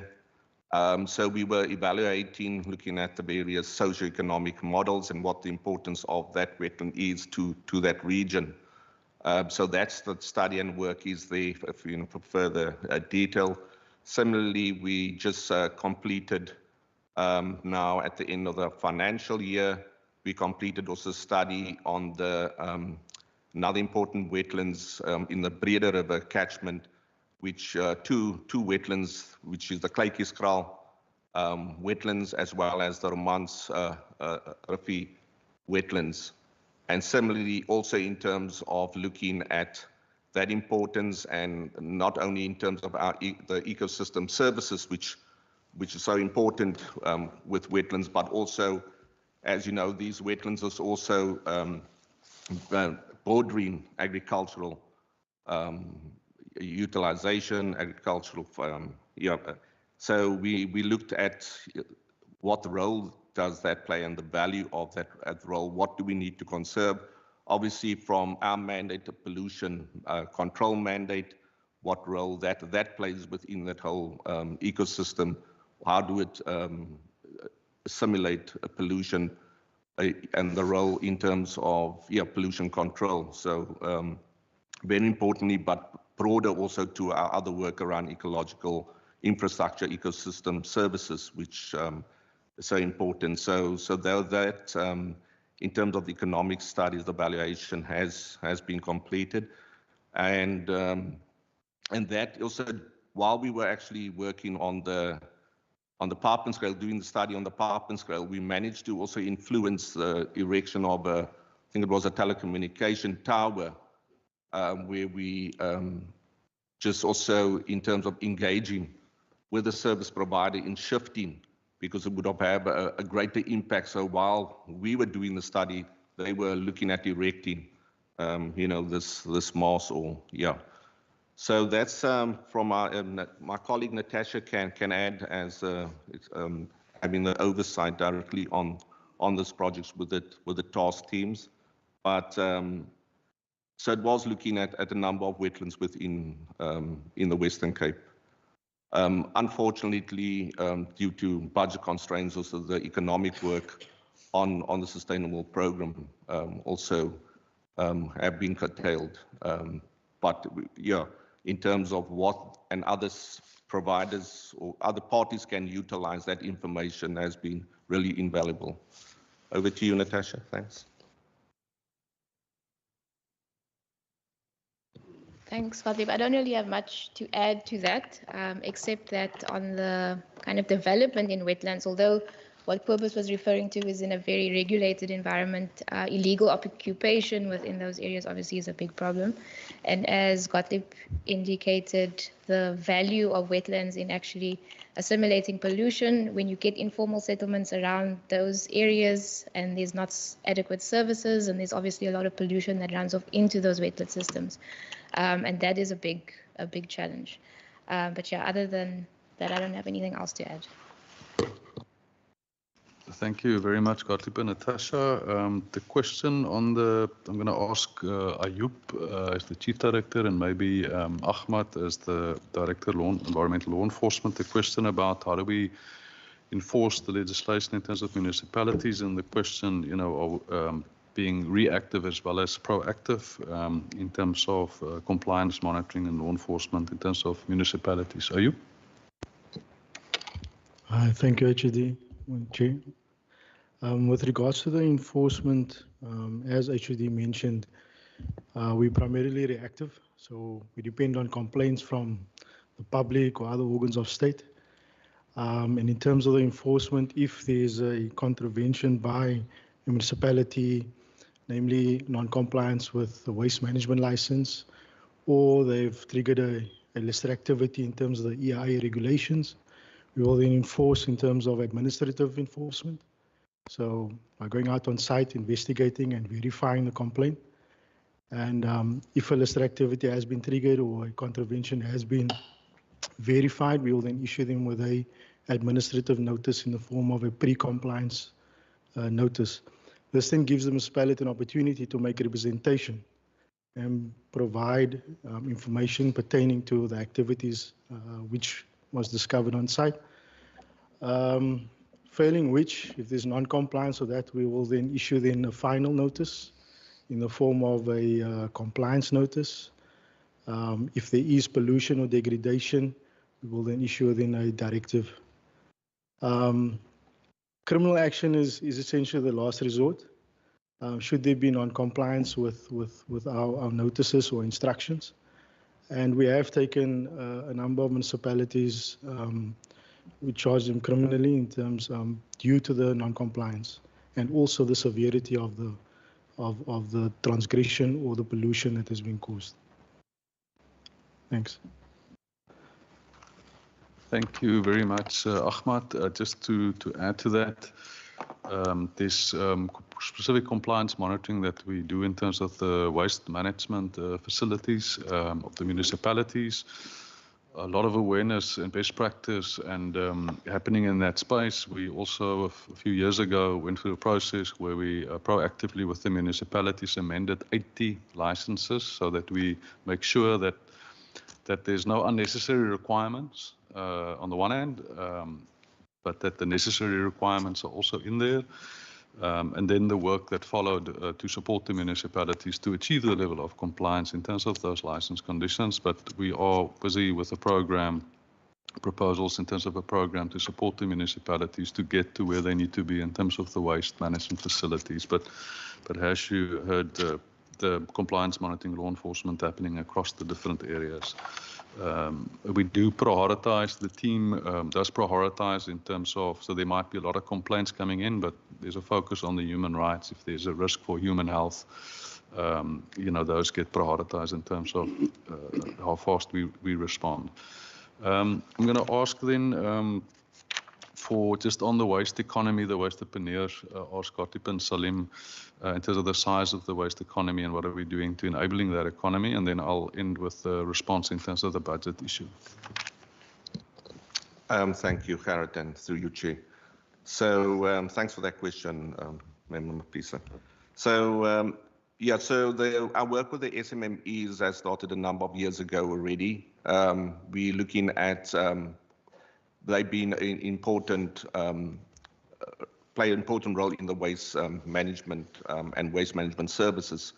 And here, when we're looking at SMMEs, we're not only looking at the micro and medium enterprises, we're also looking at our waste, as we call it, waste pickers or waste salvagers. They play an important role in getting the recyclables out of our waste stream. And here, and because they're doing that job, the municipalities need to work closely with them.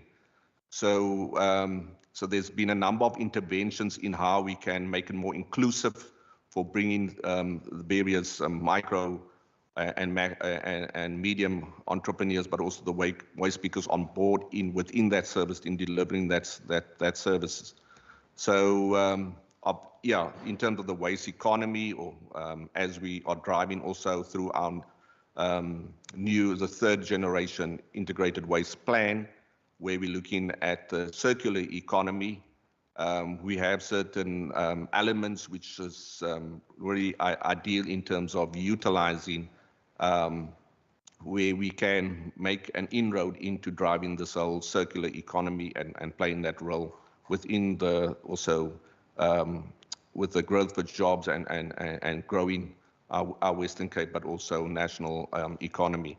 So I'll pass over to Simon just to then also talk about these interventions which we had, and our latest one also currently with the repair and refurbish sector. Thank you. Good morning, Honourable Chair, Honourable Members, and also those online, and also my colleagues. Thank you for the opportunity. Yeah, we've actually had quite a number of projects in terms of support for entrepreneurs. One of the key disruptors was COVID. That actually did set the whole industry back by quite a bit, but so it's a little bit of catch-up that we need to play now to make up for the issues that had come through. In total, over the past few years, we've sort of supported about 35 wastepreneurs in the period, and also done quite a bit of co-design workshops with a lot of the sort of communities within some of the more disadvantaged areas that's there. The waste economy is for the Western Cape, is probably estimated at between 6 and 7 billion. That's what's actually there. In fact, the national sort of figures for waste that's actually annually disposed of is estimated to be 17 billion rands worth of goods that's just disposed of. And it's for that reason that the National Waste Economy Master Plan was actually also developed, which must still go to Cabinet, where the idea is to try and unlock some of that value that's actually unnecessarily thrown away. If we can maybe get 5 to 6 billion recovered out of it, that would be great. From our side, of course, it's also quite important that we have a say and look at what big pickings are and how that can actually support the economy as well. Currently, also, the economy is a little bit skewed towards the bigger sort of enterprises, and it is actually for us to try and just make sure that the platform are also there for the smaller micro enterprises to get access to opportunities as well. One of the key, and Gotib has just mentioned the fact that we need to transcend from what we know as waste to circular economy. And one of the key sort of projects that we've actually got currently running and that we hope to make an appointment soon is for the training of 15 females from social disadvantaged communities, to train them in terms of becoming repairers and refurbishers of household electronic goods and items, so they can actually start stimulating and getting a sort of a skill and a career within which to do this sort of refurbishment and fixing of these materials, which unnecessarily gets thrown away once it's sort of deemed to have reached its end of life, but there's actually quite a lot of life left in them. So it's a win-win in terms of saving landfill airspace, not throwing things away, and electronic goods may not go to landfills anymore, but also in the process also upskill people to be able to learn that skill and craft within which to fix equipment as well. Thanks. Chairperson, it looks like Ayub wants to add. Not on this one, before you move to the next round. Just on the PD, on the preservation and development of agricultural bill, it's a 76 bill, so it will come to this committee, and we look forward to engaging with the committee, and the committee will actually have to do its own interrogation and roadshows on that bill. So we've been waiting for a while, and it will be one piece of legislation that will come to this committee. Thanks. Thank you, Ayub. Just in terms of before I get to the budget, the question on the prospecting applications in the Napier area, that was 4,200 hectares of area, 30-year prospecting right, 15 kilometers outside of Napier, but over that massive area, a lot of concern raised by the farming community and others because the Niviar's wetland system and other areas would be at risk. We're not the competent authority in terms of the EIH mineral resources, but we, of course, actively participating in that process in terms of comments and concerns. And then there is I know that the agricultural sector have also asked for a meeting to be held to strategically approach the matter in September. But yes, we will continue to participate in that process and raise the concerns. And then the municipalities, as the land use authorities, would also have to make their decisions. So yes, that is a matter of ongoing concern, but we're participating in that. Then to turn to the budget, the last question. We achieving the targets that we set. In terms of the smart indicators, the A in South Africa, people say that the A stands for achievable. In the literature and internationally, the A generally stands for ambitious.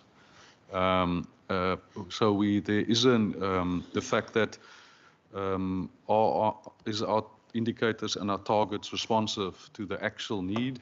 There are, of course, national standards in the country, whether it's ambient air quality or water quality or certain service delivery standards, specific standards in terms of the other sectors, and that provides the framework relative to what our performance are also measured. But no, we do not have enough budget in terms of what is in fact required. It's hidden in the fact that our very committed teams work a lot of overtime, unpaid overtime. But it's also hidden how much effort goes in. We have to often prioritize. We don't only want to be reactive in terms of complaints. We want to do a lot more proactive work. But our intelligence and our prioritization with everybody is what will get us there. The biodiversity spatial plan as a key body of work will also assist with the prioritization of where are those priority areas where we have to look after the environmental quality. We have to be more proactive. But yes, we at this stage we reactive in many respects. We're achieving standards. But we, of course, do not only want to achieve minimum standards, we want to actually improve environmental quality. So it's not only about risk management, we also want to manage opportunities. And there is a lot of opportunity if we invest. It's an investment in ecological infrastructure, in the health of the citizens and the environment. So a lot of work underway in terms of One Health, with the Department of Health, with the Department of Agriculture, in terms of primary prevention. So it costs us dearly in terms of health impacts on the citizens, on the economy, on everything, if we don't do primary prevention. Upstream,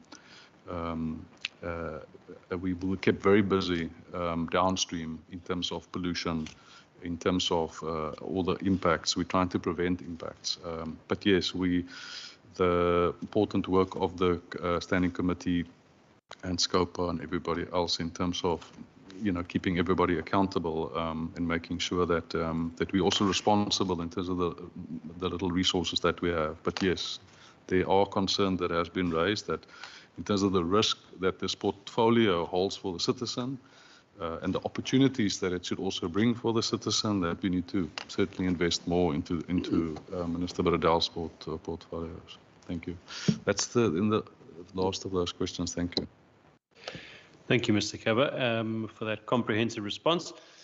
Colleagues, it's 10 to 11 now. I'm going to take some more questions. But if I can ask, without curbing anybody's flow, so to speak, if we can just try maybe keep the questions concise so that we can get through as many as possible, because I would like us to move on to the Cape Nature presentation by about 10 past, so that we still have space for questions after that. Honourable Murray. Thank you very much, Mr. Chair. I will be brief. My question is about the legislation. You referred to HOD that you were looking at law reform. Now, in terms of urban migration, my concern is that we have such a lot of legislation that does not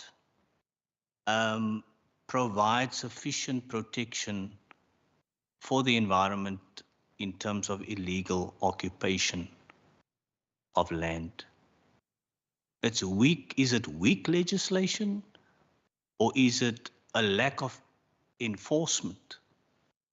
And have your department come forward with any law reform proposals to strengthen environmental protection against the illegal occupation of land?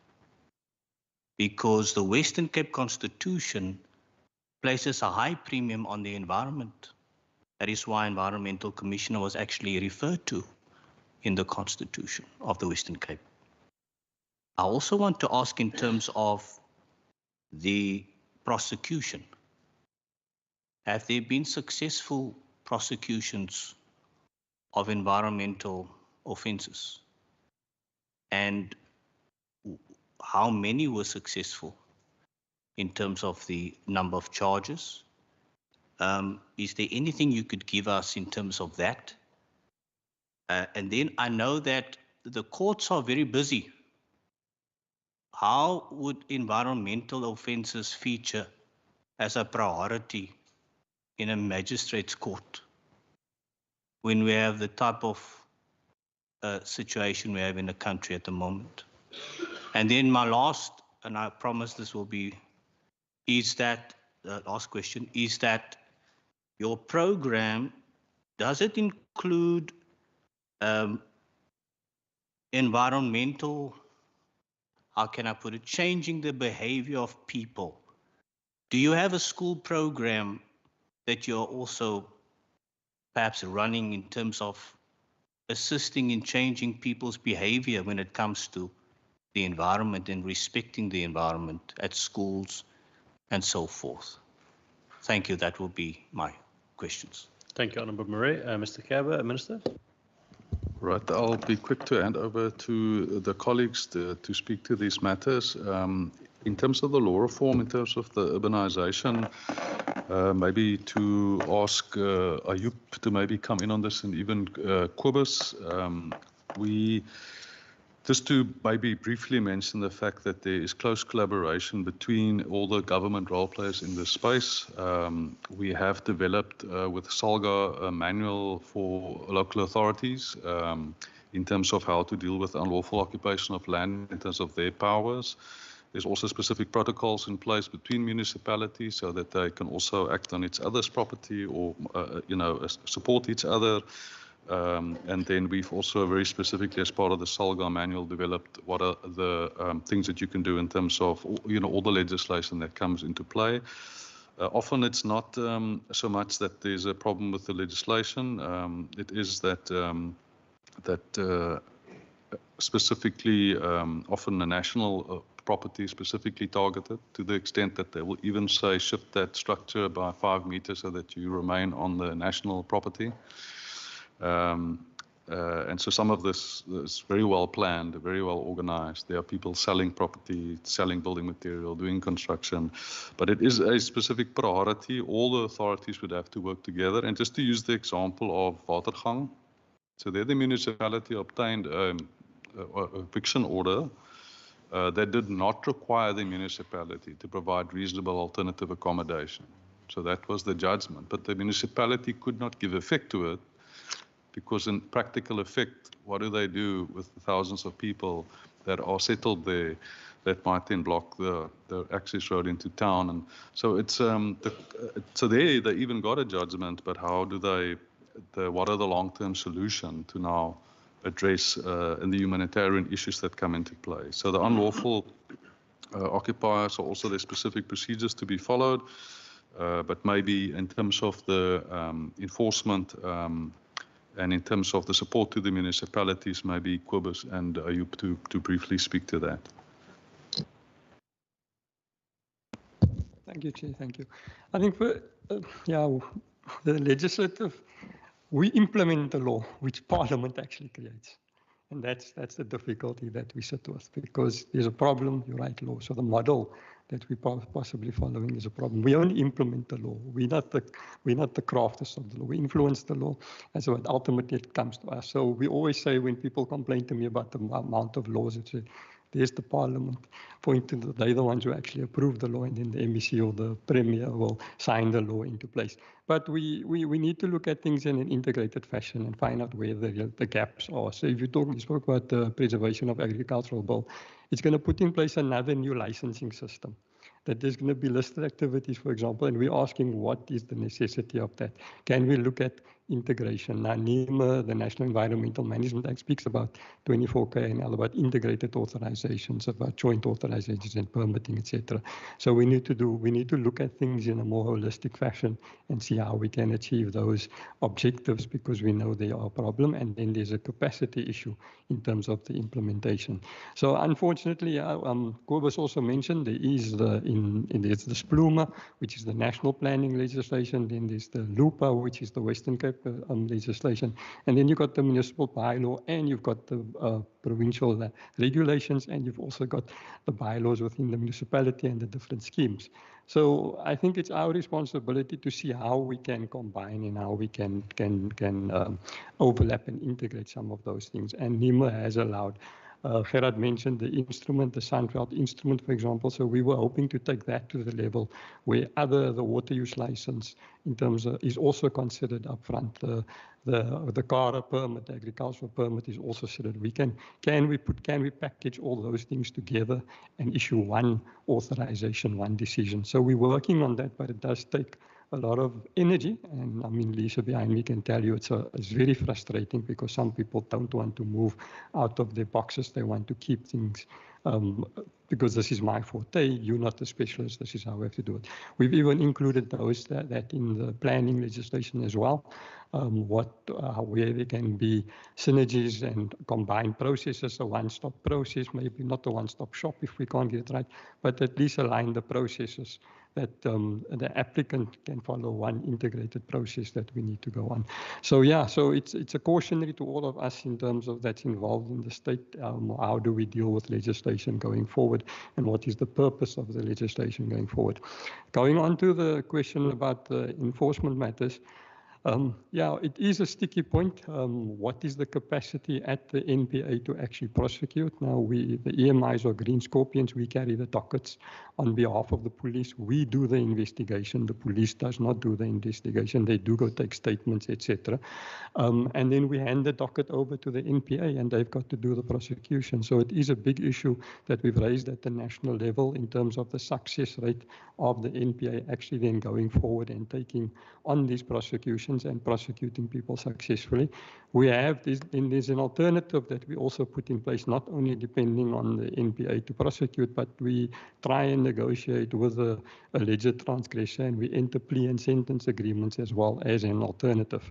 And that would normally also include the payment of a fine, etc. So we have been successful on both. In terms of prosecutions, some of them do go on appeal because it's in the magistrate courts, and we've got a lot of issues having to deal with the capacity of the magistrates themselves in terms of understanding the stuff.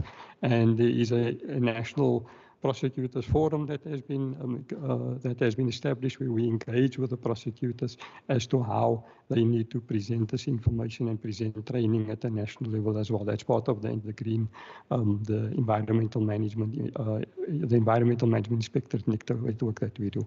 So we've received some funding. You will see in our annual report, you'll see there's a contingent that we have stated in the annual, and that's actually plea and sentence money that has been paid to the department that we can use for law enforcement purposes, solely for law enforcement purposes. So that's one of the models that we also implement. In terms of the stats, I'm going to hand over to Ahmed if you've got that, and then we can just mention a few of the cases that we have.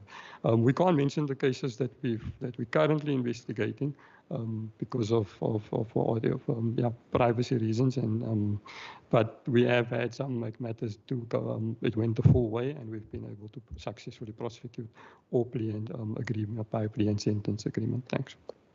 Sorry, just to the next speaker, if you can just try and make it as short and sharp as possible, because I just want to get to some of the questions as well. And these answers are fantastic, but I also want to make sure that nobody gets stuck in traffic on the way home. All right. Noted, Chair. Thank you. Just in terms of the statistics, I was trying to connect to our server, but it's not successful. But there has been several convictions, and as you mentioned about in terms of the plea and sentence, one of our biggest cases was the Theurhoek matter, in which the farmer was fined 3.5 million and convicted of that for building 5 dams on the West Coast, Sunveld in particular. But this was a joint investigation between Water Affairs, our department, and the Asset Forfeiture Unit. So in terms of that fine, yes. And then last year, also one of our first critical endangered vegetation, where a farmer was convicted in the Bredasdorp court for clearing Renosterveld. And if I may mention that there's only less than 4% of Renosterveld in the Western Cape that's left. So yes, Ayub also mentioned as part of it, we do try and capacitate our prosecutors. We do roadshows, we meet with them, discuss the cases. And also we've got a Provincial Environmental Crime Forum as well, which is held quarterly with all the prosecutors and all the environmental enforcement institutions. So for example, Sandparks, Cape Nature, some of the municipalities as well on this forum to discuss criminal cases. Thank you. Thank you very much. Then just the last question to ask Ron Mukanya, the Director Sustainability, in terms of the question, in terms of changing behavior in the environmental education empowerment programs when it's rising in terms of schools also. If you can just briefly speak to the environmental education friends and similar work. Thank you. Thanks, HOD. I'll be very brief. So historically, we used to have a big learner support program alongside a teacher support program, but we've suffered a series of budget cuts like everyone else over the years. So it forced us to shrink our learner support program. So we are not in as much schools as we would like to for budget cut reasons. However, what we've then done is we've recalibrated our teacher support program, and we've put in place what we refer to as the Western Cape Environmental Educators Forum, which is an amalgamation or an alliance of all the organizations that have anything to do with environmental education in the schools. And we then try and influence the messaging and the content of all the members that form part of that Western Cape Environmental Educators Forum. Some refer to it as the EE Friends, but in essence, that's the strategy that we've taken. So we're not directly doing a lot with the learners just because we don't have budget for it. However, we are doing all that we can with the teachers and the educators to try and get the messaging out there. Thanks. Thanks very much. Honourable Stoffels, you wanted to ask a question? Yes, Chairperson. Good morning, everyone. Thank you, Chair. Chair, I'm sorry I'm late once again. It's not my intentions, but I'm still trying to adjust to Cape Town's traffic. But my eight. Chair, thank you so much for the presentation, although I have catch it in towards the end. But thank you so much. Chair, I'm happy to hear that at least there is assistance now in terms of the bylaws of the municipalities. Really, it's quite a challenge. Quite a challenge. It's a challenge in this sense that I'm going to spread a bit, because I can hear all of us is talking about Stellenbosch. Yes, good places, it's nice. But let's go to the poor rural areas. Let's go and touch on those areas. In those areas, we've got a problem of land. We've got a huge problem of land. And because of the problem of land in those rural areas, we are sitting with a severe problem of environmental problems there. Because we've got these recognized small farmers. Those people, they don't have land. With the result that their animals is living with the people. What are we saying about that? We are talking about nice places. What program is there whereby we will include more the small farmers and learn them about this problem that we are faced? Because we really don't have much of a program towards the small farmers. And I think, and with the challenges that we are sitting today, about food security and all those aspects, there is a need for small farmers at that level. But these small farmers, we found that they are not educated, or they are not at the level where we are, of others are. How do we bring them on board in occurring these environmental factors that we are touching on? And then the last one is that, Comrade Chairperson, is that I agree in terms of the awareness program. I think there should be more awareness, and the awareness program should spread, not even over schools. It should spread to actually to the whole community, for that matter. If we want to okay this, if we want to save our environment against these things, you will find even that we are sitting with factories within townships. We are sitting with factories within township. And that is also on its own a problem. Hence, I'm applauding the view of that we are getting here in the House, that is saying they are assisting with the bylaws, because the bylaws have to touch on that matter. So I thank you, Chair. Oopsie. Thank you very much, Honourable Stoffels. I think we'll get on to some of those answers now. I think there was quite a lot of sort of statements as well, and then definitely some questions. Sorry, Honourable Masipa, you had your hand raised? Yes, I had my hand raised, Chair. I'm just worried that we are being hijacked into GNU here by member saying that to Comrade Chair. Oh.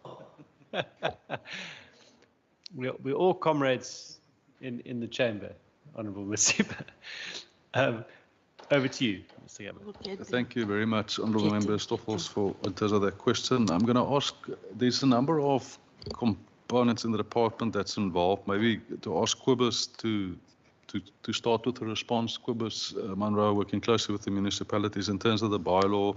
There's a number of municipalities where, whether it is the small farmers in terms of the pig farming, where we've been supporting the municipalities in terms of both addressing and with Department of Agriculture in terms of the support to the small farmers, but also looking at alternative land. And yes, more needs to be done, but maybe to ask Quibus to come in on that. Thank you. Thank you, HUD. Thank you for the question, Member Stoffels. Yeah, it's one of those areas that we struggle with, because it's not the mandate of only one department to help. And so we have a few examples now where we've facilitated from our side. Of course, rural development sits with our colleagues at agriculture. But when we became aware of the problem at Tilbach, the animals there also encroached into our Cape Nature area. So because of the lack of grazing area for the animals of the community living there, we also involved our Cape Nature colleagues to assist, as well as the Department of Agriculture, as well as the municipality, as well as our national colleagues who's driving the land reform program. But I think those are our biggest challenges, Member Stoffels. Let's not beat around the bush as far as that's concerned. I mean, those are the areas where we have to take each other's hands, and a few of our issues have that nature. But we have, in those two examples, the Drakenstein matter that Gerard referred to, I know that additional land has now been earmarked to move those animals to areas where they can safely be kept, and also the area that the animals are currently at have been earmarked for human settlement development. The one in Tilbach, who's I think the most recent case, we are still starting with those negotiations between all the parties. At least 6 departments are involved. Our department will play a facilitative role in getting the parties together. But yeah, it is a challenge that we need to pay more attention to. Thanks for that question, Member Stoffels. Excellent. I think that covers it. We don't have any hands online. All right. I would like to move on to the Cape Nature presentation. So if we don't have any other further questions on this, we are going to be visiting one of the Cape Nature facilities for the next couple of weeks, and maybe we can interact more directly with officials during that discussion as well, and some of the departmental officials who might be present at that. I'm just going to give everyone an opportunity just to quickly stretch your legs, and if you need to take a bathroom break, 5 minutes, and then at 15:15 we'll do the Cape Nature presentation, a couple of questions, and then hopefully we should be done by 12 if we are on time. So 5-minute break. Thanks.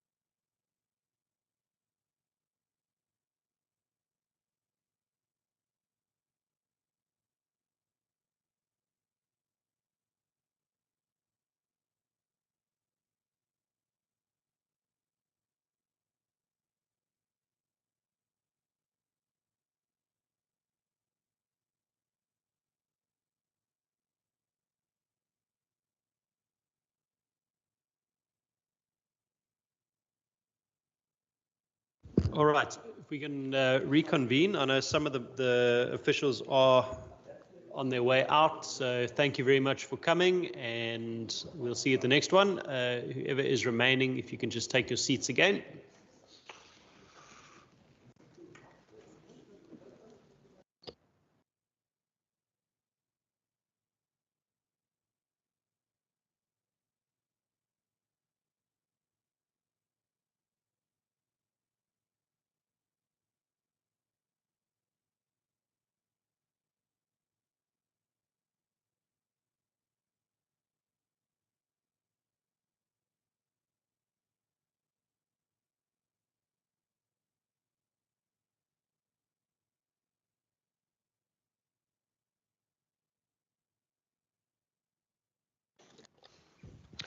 Okay,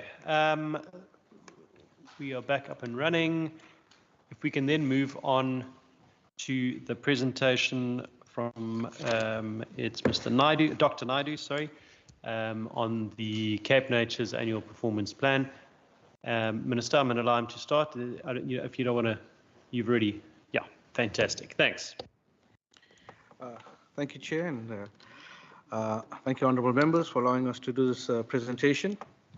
I'm going to start with a few slides introductory, and then we'll hand over to our executive directors. We'll cover each of their slides, and we'll try and do it briefly to save some time for questions. We're going to specifically respond to the ambit, and again, we're more than welcome to give a more detailed presentation when the committee or chair is ready, including we'd love to host you at some of our sites for a site visit when you are ready and your schedule allows. Thank you. Organizational structure of the entity, of course, as HOD reported, we report to a board. There's a little bit of flux in our board. We've had some members reaching their end of their term and some retirements. So at the moment, we're in the process of interviewing for board members to replace some in the next month and some in June next year when another 2 term ends. The board chair reports to Minister, and myself and a representative, a senior manager from the department are also on the board, and the board also participates in our committees. At the bottom, we have 4 functional units, the Chief Financial Officer, and all the members, the managers all here, they will introduce themselves as we go through the presentation. We have one that focuses on biodiversity capabilities, or really the knowledge or science foundation on which our work is based, the conservation operations, who actually on reserve, off reserve. A lot of our personnel are based in all over the province. And then lastly, we have ecotourism and access. A clear mandate of the entity is to allow for access to the reserve area for all of the citizens of the Western Cape and national and international visitors as well. Approved posts on the establishment, we have 530. Current vacancies are 133. Current staff complement just around 400. Our vacancy rate is about 25%. Before I come to our expanded public works program, a little note on the vacancy rate. As management, in discussion with our board, because we're an implementing unit, we want to split our cost of employment or salaries and operations. We do need a lot of money for operations, so we have a ceiling of 60% salaries, 40% operations, and because we don't want to breach 60% salaries, that means we're carrying a 25% vacancy rate, which does impact our operations. But if we don't have money for operations, for on-the-reserve management planning, for a whole range of projects that you'll hear about, we are implementing agency, so that's the decision. Every year we review this. On monthly, we review the vacancies and we prioritize vacancies that can be filled within this list. So at the moment of the 133, we've prioritized 32 vacancies, which we're actively filling on that. But every month that comes, and it's a difficult discussion every month at the executive. In addition, we have expanded public works, about 500 employees all across the province in the different nodes that we function in. So total, we have about 900 employees or warm bodies in the entity. Mission, vision and core values. Vision, conserving nature for resilience and sustainability. Mission, conserve, protect, restore our natural environment by inspiring and influencing positive change. Values, Cape Nature strives to create a work environment that nurtures people and motivates a high level of performance in putting people first through implementing the Botswana principles. And I want to just spend a few seconds on the I care, values of innovation, customer service, accountability, respect, and ethics. We're on a total budget of about 400 million, as I said, 400 permanent employees, another 400 to 500 expanded public works program. This will not cover the work that we need to do. So we spend a lot of time investing in our staff so that we maintain the relationships across our staff, but also with our neighbors, with the formal and informal communities next to the reserves, the agricultural sector, the farmers, and the industrial sector. A lot of that comes to people on the ground. We are based centrally as the executive in Cape Town off the N2, but our staff and the partnerships they have really allows us to meet much more of our mandate. So we do invest in reinforcing the IK values across the entity. The core functions around protection and conservation of the environment give effect to both national and international agreements and best practices, long-term ecological sustainability, and resilience of biodiversity ecosystem and services. So we are planning beyond 1 year, beyond 5 years. We're planning on the decades and century time scale. What do we protect now? What do we invest? But the time scale, it's a mismatch with our budget. Medium-term expenditure framework is 3 years, APP is 5 years, but often our targets are on the 30 to 50 to 80-year time scales on that. In doing this, we want to ensure human well-being, long-term resilience of society and the economy. We want, in doing this, enable reasonable opportunities. So it's not a hands-off approach completely. There are situations where we need a hands-off approach, but our approach is where the opportunities, the citizens and local communities and industry and farmers should benefit from the environment. The institutional structures, that's the functioning in the board and the structures within operations, promote consultation and operation integrated planning. You'll see some of the maps that we put on key biodiversity areas and priority areas, and now that integrates with the department's planning. And so we try and provide a knowledge base for broader planning in the department around biodiversity spatial planning. Then we do regulate certain tasks and we implement those regulations, and you'll hear about that in a few slides. And all of this occurs with the equitable and sustainable biodiversity economy, so we play a role in the growth for jobs. And this advantage, opportunity of Cape Nature, because we are spread throughout the province, we'd like to see ourselves that where we have staff, where we have staff officers, where we have reserves, that these become economic nodes for that area, because by definition, we are spread in the rural areas, the areas out of the largest cities and municipalities, and it should be seen as an opportunity of how do we spread income generation and job growth in these areas. That's my introduction. And now for key programs, for the first area, I'll hand over to our CFO, Mohammed Bayat. Thanks. Thank you, CEO. Thank you, Chair. I think in terms of Program 1, very briefly, it covers the broad aspects of the Office of the CFO, Office of the CEO, Finance, ICT, Shared Services, as well as Strategy, Governance, and Risk. And included in there is obviously Human Resources. So if you think of it like how in Vote 1, you've got the Premier's Office and you've got the Corporate Shared Services, that essentially is our Program 1, which covers administration. So all your shared services costs is in Program 1. Thank you. Thank you, Chair. Good morning, honourable members. I'm Coral Burse. I'm the Executive Director for Biodiversity Capabilities. I think the slide says conservation capabilities, that being biodiversity capabilities in terms of Program 2. Briefly, our function is to generate knowledge and to deploy it into the operations that we do. So I think that's the briefest way of saying it. We have three functional areas: integrated catchments. Cape Nature manages a conservation estate just over 1 million hectares, of which about 70% is in the mountain catchment areas. So integrated catchment as a functional area focuses on what type of knowledge do we need to do to advise on management, speaking in the majority to fire management, catchment management, water management, and alien invasive species in that context, and also incorporates the coordination of disaster response or climate change response. Biodiversity conservation as a functional area primarily deals with the administration of the law or the legislation that Cape Nature is assigned to implement, the issuance of permits, the publication of hunting licenses, and advising on compliance and enforcement. And then the third functional area, which speaks to intelligence, does incorporate biodiversity spatial planning, protected area expansion in terms of the development of a strategy, and then also for us reporting on the state of biodiversity in terms of accounting for the knowledge that we have of where threatened species or ecosystems are.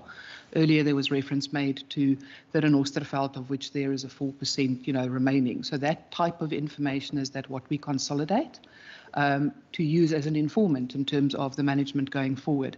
At the bottom of the slide, we just indicate the key response areas across those that everybody incorporates. So there's a knowledge planning component, there's a legislative component in terms of mainstreaming. There is having impact in the field of conservation or biodiversity science in terms of being acknowledged for the work that we do in terms of the scientific component. Collaborations and partnerships is a really big part of our work that we do to be able to have impact and effect. And if I put it into the context of fire management, and when you do the site visit, around disaster interactions, is that there are relationships with our partners, with disaster management, with fire protection associations, and the management of those agreements and the coordination sits with biodiversity capabilities. And then also we acknowledge that in terms of bringing in knowledge is that we have to develop and devolve that capability into the organization. So we can't be the knowledge holders if we don't improve the way that we incorporate use of knowledge going forward. So in brief, that's an overview. Just in terms of the indicators that we report on in terms of the annual performance plan, there are 4 indicators. The one speaks to the number of hectares in the conservation estate, for which we have a target of 5,000 hectares a year. It also in 2.4 speaks to the number of additional biodiversity stewardship sites that are established. So these two are sort of linked, but there is a distinction. Then we talk about the state of conservation report, which is an annual deliverable. And then in terms of a sector indicator that was also mentioned for the department earlier, in terms of the percentage of complete authorizations within the legislated timeframes. And if I can briefly touch on those. Next slide, please. So I've mentioned that the area that Cape Nature manages in terms of the conservation estate is just over 1 million hectares, of which roughly 830,000 hectares is direct Cape Nature land, and then it provides for there's an additional 200,000 hectares which we accrue through specific programs in terms of private land investment and conservation. I think traditionally or historically protected areas were state land which were expanded onto state land, but I mean that is not going to achieve the outcomes that we want, and there's a real private land willingness. In the context of what I have on the slide is that if the land estate, the terrestrial estate is almost 13 million hectares, the overarching Convention on Biodiversity sets a target, and I'm not sure if all the members have heard of the 30 by 30 target. So it sets a very ambitious target in terms of what needs to be conserved in the long term. And we acknowledge in our plan that that ambitious target means that there's another 1.7 million hectares of land in some sort of conservation needed in the Western Cape. And if it's not within our means in terms of what our direct target is for 25,000 hectares, is that through partnerships we acknowledge that we will pursue that. There's a lot of information on the slide, but it also acknowledges that South African national parks are a contributor in the Western Cape to the protected area expansion strategy, but also the land in conservation. And it also acknowledges that there are other mechanisms, so not necessarily all protected areas, and I will touch on that just 2 slides on. When we talk about the State of Conservation report, which we produce annually, we acknowledge that the Western Cape Biodiversity Act asks us to produce every 5 years a State of Biodiversity report. So it's an overall assessment of what the biodiversity does. But on an annual basis, we produce these snapshots to acknowledge for a change in ecosystem status or a change in species. So the knowledgeable people or the scientific people would do ad hoc assessments of threat status of species, and there will be a change within a year in terms of the number of threatened species or the number of species that have been assessed. And we want to make that information accessible to the public, so it's available on our website to download, easily accessible, referenceable information. And when we get to the 5-year report, then we can sort of have tracked a trend. Next slide. So on this slide, which links to the areas in the conservation estate, it acknowledges the mechanism that we pursue, which is biodiversity stewardship, and highlighted on the graph on the left, on the right, there are two sections in terms of biodiversity management agreements or biodiversity agreements, which are engagements with landowners through contract law that we engage in towards their willingness to assign their land to contribute to conservation outcomes. And in the process of getting those declared, so above the line which would contribute to hectares in the conservation estate, we also then acknowledge that we engage in these agreements, and hence there's a target set for that. Okay, so the last slide just briefly speaks to the indicator in terms of the percentage of complete biodiversity management permits issued within legislated timeframes. The old order legislation that we're working with, so the 1974 Nature Conservation Ordinance, didn't set legislated timeframes. So we agreed in terms of what those timeframes were for the different types of permits. The information on screen says more or less we issue 4,000 permits within a year. Every year it changes up, down a little bit. There are 56 types of permits that we issued, so they range from flora permits to transport permits for animals, to keeping permits for animals, to professional hunting permits. The majority of permits fall within a 10 or 30-day turnaround time frame that we try and deal with those. It's quite complex, but I just wanted to paint the type of picture in terms of the number and types of permits that we issue. Thank you very much. Thank you. Good morning, Chair and honourable members and participants online. My name is Natalie Hayward. I'm the Conservation Operations Director for Cape Nature. So essentially, operations is exactly that. We're the implementing arm, or shall I say the operational arm of the organisation, and pretty much all the doing happens in this directorate. So just in terms of this particular program, the way in which it's sort of subdivided or how we execute is that we consider the landscape conservation approach to nature conservation, and in that space, that is where you would find our protected areas network, the management of specific protected area expansion, but that's also the space where we facilitate and implement the landscape scale or the landscape approach to conservation. So what that means is that we recognize that conservation is a cross multi-sectoral activity. And in this framework, we work with our municipalities, with the departments, with the various sectors in order to ensure that at the end of the day, there's biodiversity to support human life into perpetuity, species and ecosystems.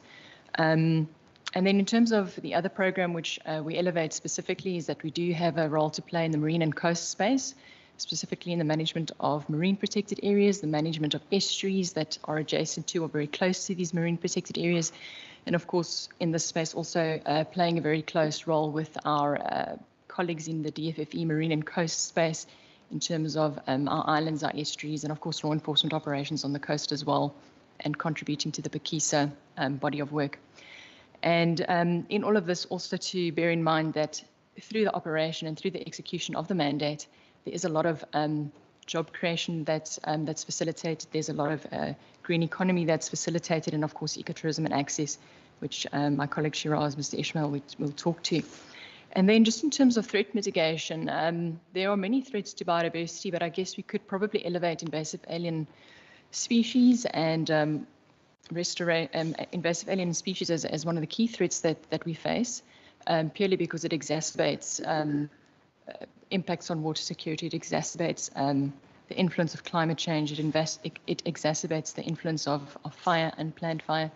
And then, of course, we've got a component that's dedicated to invasive alien species management and, of course, restoration. And the whole idea there is to take the knowledge that's generated from the biodiversity capabilities component and to facilitate prioritization and a coordinated approach in response to these threats. So then just in terms of the program next slide, please. Thank you. So in terms of the program and the indicators for this particular year, sectoral indicators largely that have been adapted, and that relates to the percentage of state land managed by Cape Nature, which is effectively managed. And the mechanism by which that is measured is through what we call the management effectiveness tracking tool. So you'll see there very specific reference to protected areas assessed that have a score they have a percentage area above a certain score. The other element that we work very closely is the number of work opportunities created, that being 700. So those are our SMMEs that we employ on site. largely doing the green jobs, such as invasive alien clearing, making fire breaks, security services, cleaning services at our nature reserves that do have ecotourism and access, basically just facilitating a work opportunity. And this is where our CEO mentioned earlier about the spread. We've got an opportunity to really generate the local economy in these very rural areas where Cape Nature is. We've got a footprint in terms of the areas that we do manage and the regional offices that we occupy. Then in terms of the law enforcement and compliance space, as Coral mentioned, we do currently work with the old order legislation, the Nature Conservation Ordinance, and in time we'll fully adopt the Western Cape Biodiversity Act. But at this stage, the indicators are largely aligned to what we do under the Nature Conservation Ordinance, and that being the number of compliance inspections conducted, and of course the number of administrative enforcement notices issued for non-compliance with environmental legislation. And then, of course, a lot of law enforcement that also does happen in this space as it relates to the Nature Conservation Ordinance. And here we look at the number of completed criminal investigations handed to the National Prosecuting Association. Thank you, Ashley. Next slide. So then just to provide a little bit of context, I must just highlight that the green areas that you see on the map are inclusive of the conservation estate that Coral referred to earlier. The next slide will demonstrate the footprint of the Cape Nature Managed Protected Area Estate.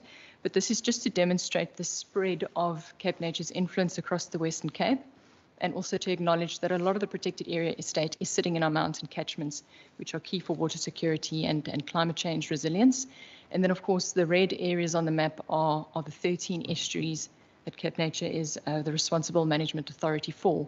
And this, together with the marine protected areas on our islands, is where we have a very big footprint in the marine and coastal space. And then, obviously, with each and every protected area, there's infrastructure to be managed, there are threats to be managed, and also there are green jobs that are generated. But importantly, what happens here is it's really this footprint, whether or not we're managing that well. And if we manage that well, we respond to biodiversity conservation. And essentially all the work under this particular area is what responds to this MET score. So we measure effectiveness every 2 years. However, there's a massive body of work that happens in the year in between to make sure that we maintain or improve those scores for the next assessment. So this is just to demonstrate, thank you, Ashley, to demonstrate a risk reduction response in terms of one of the key threats to biodiversity would be the risk of invasive alien species, and of course a coordinated effort together with partners in order to mitigate the risk that is associated with invasive species, largely in this space being invasive plant species such as acacias and others. Next slide, thank you, Ashley. The other big risk that we face, of course, is wildfire, unplanned wildfire. And again, just to demonstrate the scope of work in the protected area space, and acknowledging that a lot of the response is largely due to the contribution of our partners, the contribution of our fire protection associations, the Disaster Management Centre, and the body of work in that space, which makes us effective in our response and contributing to the Western Cape disaster risk response. Thanks, Ashley.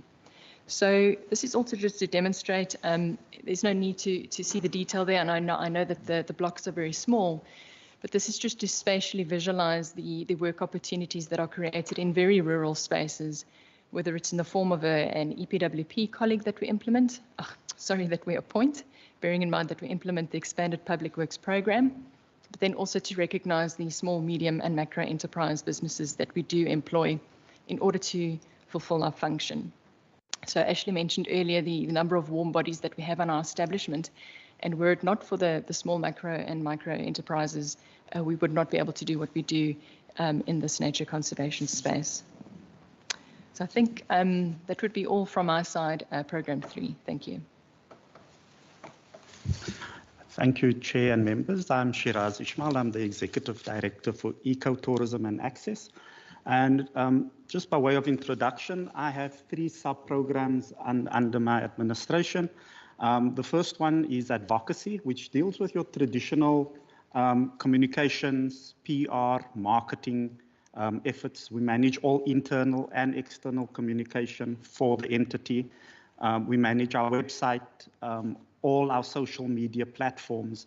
And also just to relay the questions that members asked around environmental education, Cape Nature actually within this unit has a dedicated program that deals with environmental education. We work together with the department and with sector partners across all sectors when it comes to environmental education.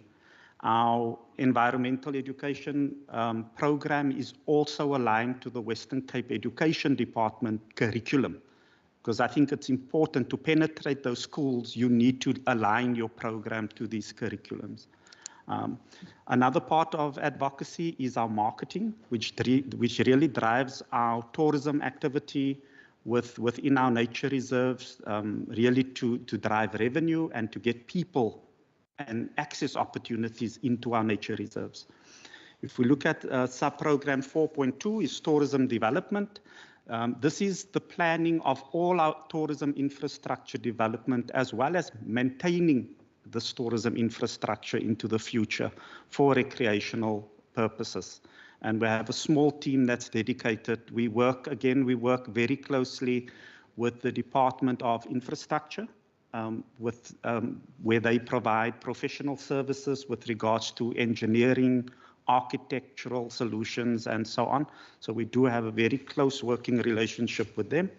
And then lastly is sub-program 4.3, which is stakeholder engagement and access. And this really deals with a lot of the community engagements, communities bordering our nature reserves, communities in the rural landscape.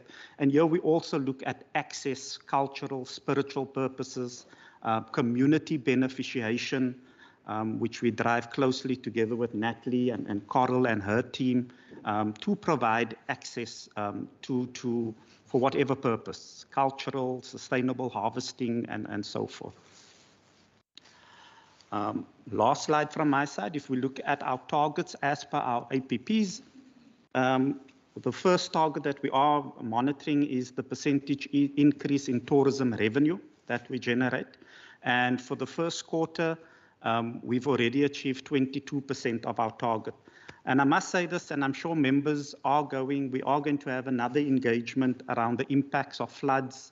At one stage, out of the 26 nature reserves that offers tourism, 17 of them were closed for various periods of time. And that is purely due to impacts due to floods, whether it's infrastructure, roads, and so forth. The second one is the number of new and upgrades around tourism products.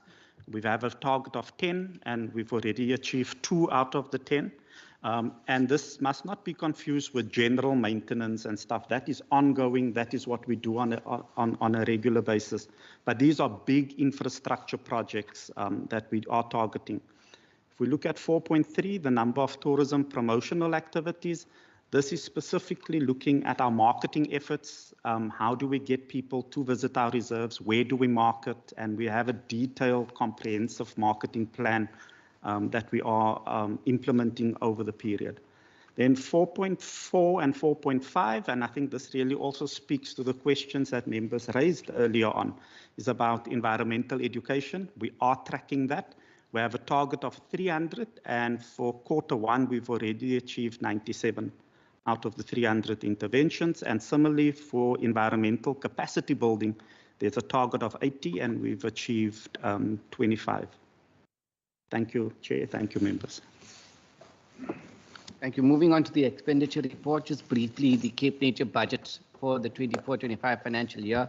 On the income side, you'll see we're budgeting possibly around, we're aiming to hit 60 million in terms of ecotourism income as a baseline budget. Our transfer from the department is 308 million, and other income which we get from recoveries, whether it's from staff or other stakeholders, and hopefully some other project grant funding from other non-governmental organizations, is around 35 million. That gives you, like the CEO mentioned, 403 million.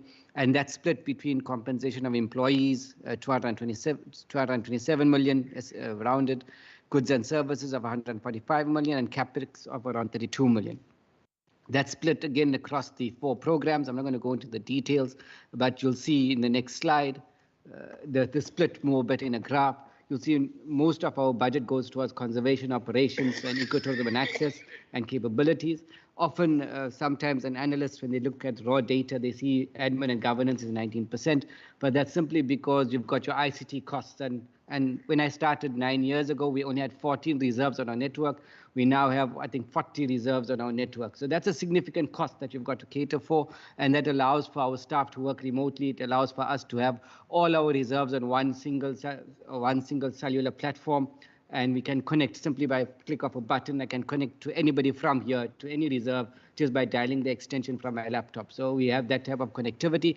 Yes, I mean, if I look at it, there are complaints. The bandwidth speed, unfortunately, not the greatest, but it is something. It's better than nothing. So, and we can operate in there. So that's why a lot of those costs, your ICT costs, are housed in Program 1, and that's why you'll see your Program 1 cost can seem a little lopsided. Moving on to the next slide, our 5-year performance. Firstly, off the bat, I mean, we've had, I think, 8 years of clean audits in a row, if memory serves me correctly. Over and above, I think the entity's 25-year history has been, I think, 23 years, maybe clean audits. I don't even think there's been an unqualified audit in that time. So it's a good, solid history of performance from that perspective. And if you look at the income performance over the year, you'll see, although we really work on building our ecotourism performance, and it has increased significantly even compared to pre-COVID levels, we've really done well. For the previous year, we hit 66 million. And we've been growing that quite steadily. But comparatively speaking, our department allocation and the message that's always mentioned is that environmental conservation, biodiversity management is a constitutional mandate. It should not be funded by ecotourism income. Ecotourism income, yes, is good, it's there, it helps, but the core mandate of the entity should be funded by the allocation it receives from the province. And if you look at the expenditure, like the CEO mentioned, we try and keep that 60% mark. You'll see on average, we managed 57% over the past 5 years. With last year, we hit 54% because of our effective vacancy management. And you'll see percentage of budget spent, we're averaging around 98, 99%. The only 2 years we were below that was in 2021. We hit 94% because of the impact of the lockdowns, in which it was only midway through the year that contractors were allowed on site and were able to start contracting. And for last year, they were, because of the partnership, the agreement we have with Considera, which is another public entity of the province. So there were significant challenges and delays getting that MOA off the ground and getting their procurement processes vetted in time. So, but overall, our performance has been quite steady over the past 5 years. The quarterly performance on the next slide, you'll see, like Shiraz mentioned, in terms of ecotourism performance, the budget for the quarter was 10.7 million.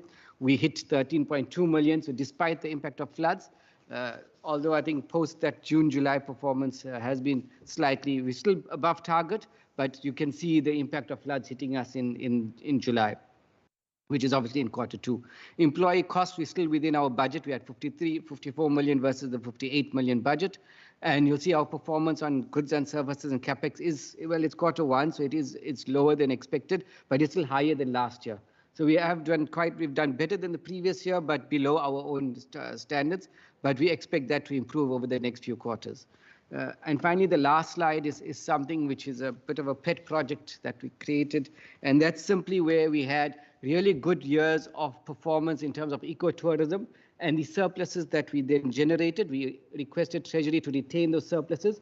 We put it in a kitty, and then we use that to fund projects that are not budgeted for as part of the MTEP process. So the innovation in terms of ICT, putting in the systems, getting network connectivity, getting automated systems have been because of the surpluses generated from our ecotourism income, and plowing that back into innovative areas, plowing that back into alien invasive clearing projects, and also looking at being able to respond to disasters with funding early enough, rather than waiting for a process and asking Treasury for funding. So that's why you'll see the performance in the last few years it's going down. We haven't been able to put much back in the kitty. I mean, COVID also came and gave us a bit of a whack, so that gave us a bit of a challenge. Over the past 2 years, we've had significant disasters in terms of fires and floods. So the ability to have that funding is fantastic, because I can respond to emergencies quicker.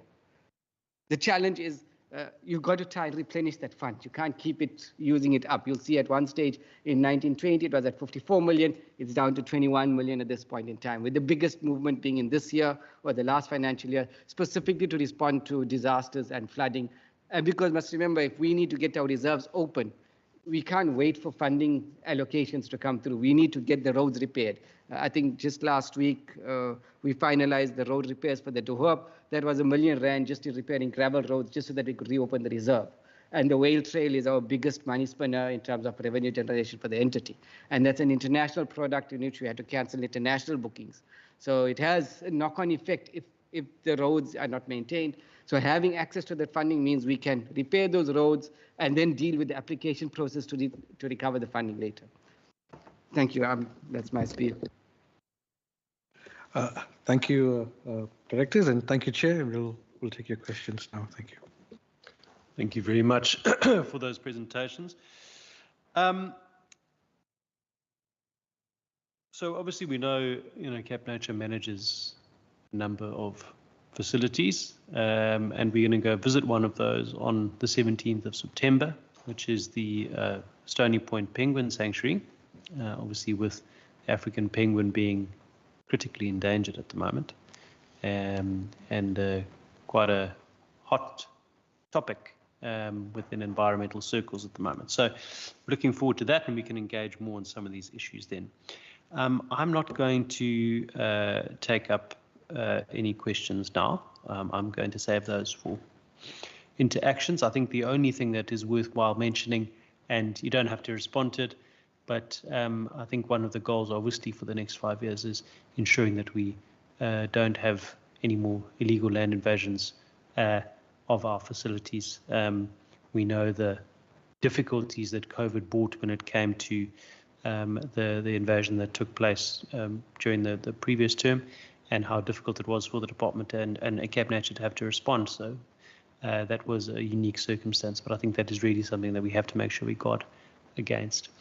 Colleagues, do we have any questions? We have about 8 minutes left formally of the meeting. We can run a little bit over, I don't mind if you are happy with that. But I see Honourable Masipa, Honourable Marais and Honourable Stoffels all have questions. If there is anyone online who wants to ask a question, you're also free to raise your hand. I'm going to take these three together, and then we'll see if there are any online. Honourable Masipa first. Thanks, Chair. I think for me it's just clarity-seeking questions. I do agree with you. It's a constitutional mandate to receive allocation to run these facilities.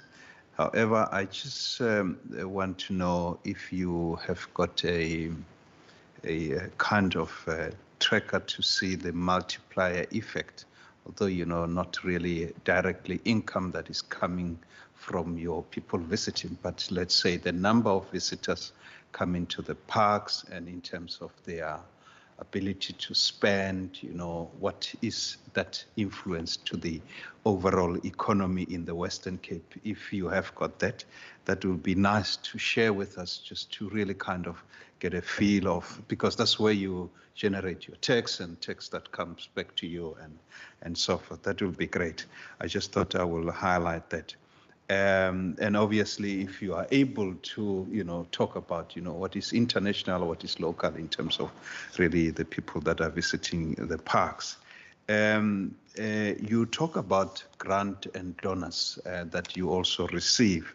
I just wanted to see or hear what kind of relationship do you have with those donors, and really how are they really, what is the partnership relationship that you have got and how you choose them, and whether, you do go out and seek them to come and, be part of this very, call it, institution that we love so much, the parks. And whether, these donors do only just provide monetary donation, or do they provide other, biological assets for your parks, for us as visitors? I was worried about the reserve, but you did provide a clear explanation as to what's going on. But I just want to know about the capital assets. What are these capital assets? Are there some biological assets? Are there buildings? Or what is there in this capital asset? Because I was just hoping that I will see a lot in terms of capital asset, because we've got lots of building, but I don't see any assets being registered here, you know. So if you can really maybe just help me out in terms of just my understanding. Thank you, Chair. Honourable Murray.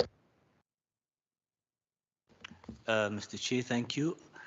I just wanted to touch on the 700 work opportunities that you referred to, and in terms of the categories of employees employed by Cape Nature. And then I wanted to also know in terms of how does climate change and the current regular disasters happening affect your strategy?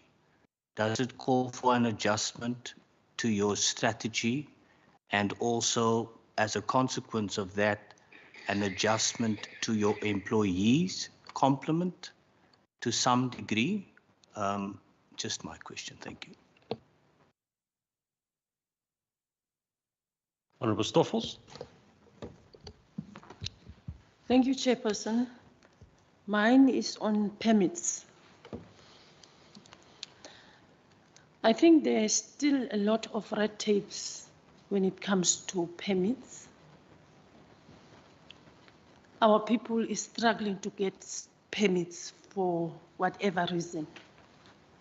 And then also the visibility of yourself, your offices, is still, I think, the department should then try to strengthen to be more visible. And once again, people don't really know what is your role within the society. That awareness is needed. I thank you, Chair. Thank you. Dr. Naidu. Thank you, Chair. Thank you, members, for those questions. I'm going to distribute it to all of you, so all of you are prepared. And then maybe I'll come back to the climate change and how it impacts that, if it's not covered already. It does have an impact. You can see in our reserve already. But Shiraz, will start with the multiplier effect with you. And then also the international local tourist split. And then naturally, we'll look at the donor funds that we are working with, and maybe Quarrel can add. And the reserve and capital assets, maybe you'll take on that. And categories of employees, naturally, you'll handle that in your response as well. And lastly, the permits and visibility, Quarrel will come to you. Thank you, Chair. Shiraz? Yeah, thank you, CEO. I'm just going to quote from a presentation I did a couple of weeks back in preparation for our planning session with the department. And I think if we look at our revenue performance post-COVID, we've grew our revenue by 30%. And it's unprecedented revenue growth year on year, which if you look at the rest of the sector, people are still saying we're only at 80% of 2019 figures. So I think that is one take-home message, and I'll get into the detail as to why that is like that. So revenue has grown by 30%. Our visitor numbers simultaneously, post-COVID, has grown by 49%, largely driven by our accommodation and our day activities, and again, unprecedented post-COVID revenue growth as far as visitors are concerned. And why is this so significant? 93% of our visitors is actually domestic visitors. It's people from South Africa, people from the Western Cape, visiting and supporting local tourism products and initiatives, with only 6.5% roughly international visitors. It's a blessing, but it's also an opportunity, because I think during COVID, it was our domestic market that really drove and grew Cape Nature's revenue and visitor numbers. Whereas if our counterparts in the sector that was purely dependent on that international visitor, has businesses that either gone belly up, people were unemployed, there was no resilience built into their business modeling.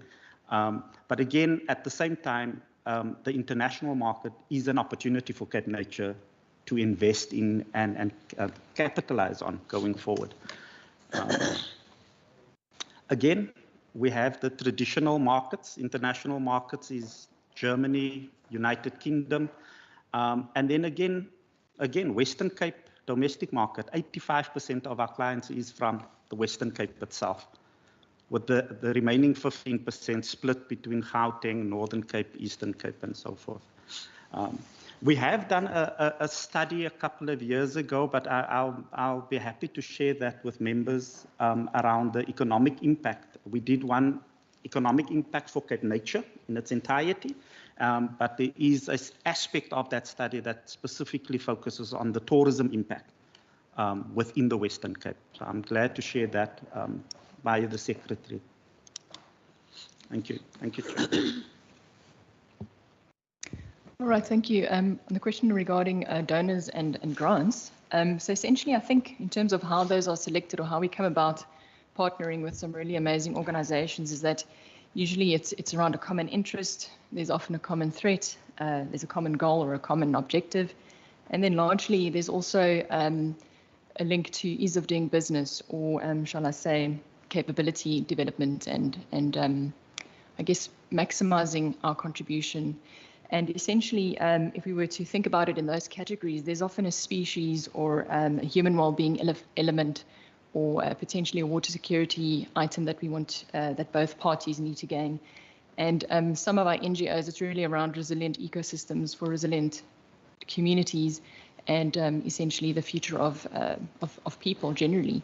So if we consider it in that frame, our biggest partners are generally, for example, the WWF South Africa, World Wildlife Fund for Nature. They carry a very broad portfolio, which aligns with our objectives and our interests. It aligns with how we go about doing protected area expansion, how we go about facilitating water security. They're a very big partner in our catchments when it comes to invasive alien plant removal.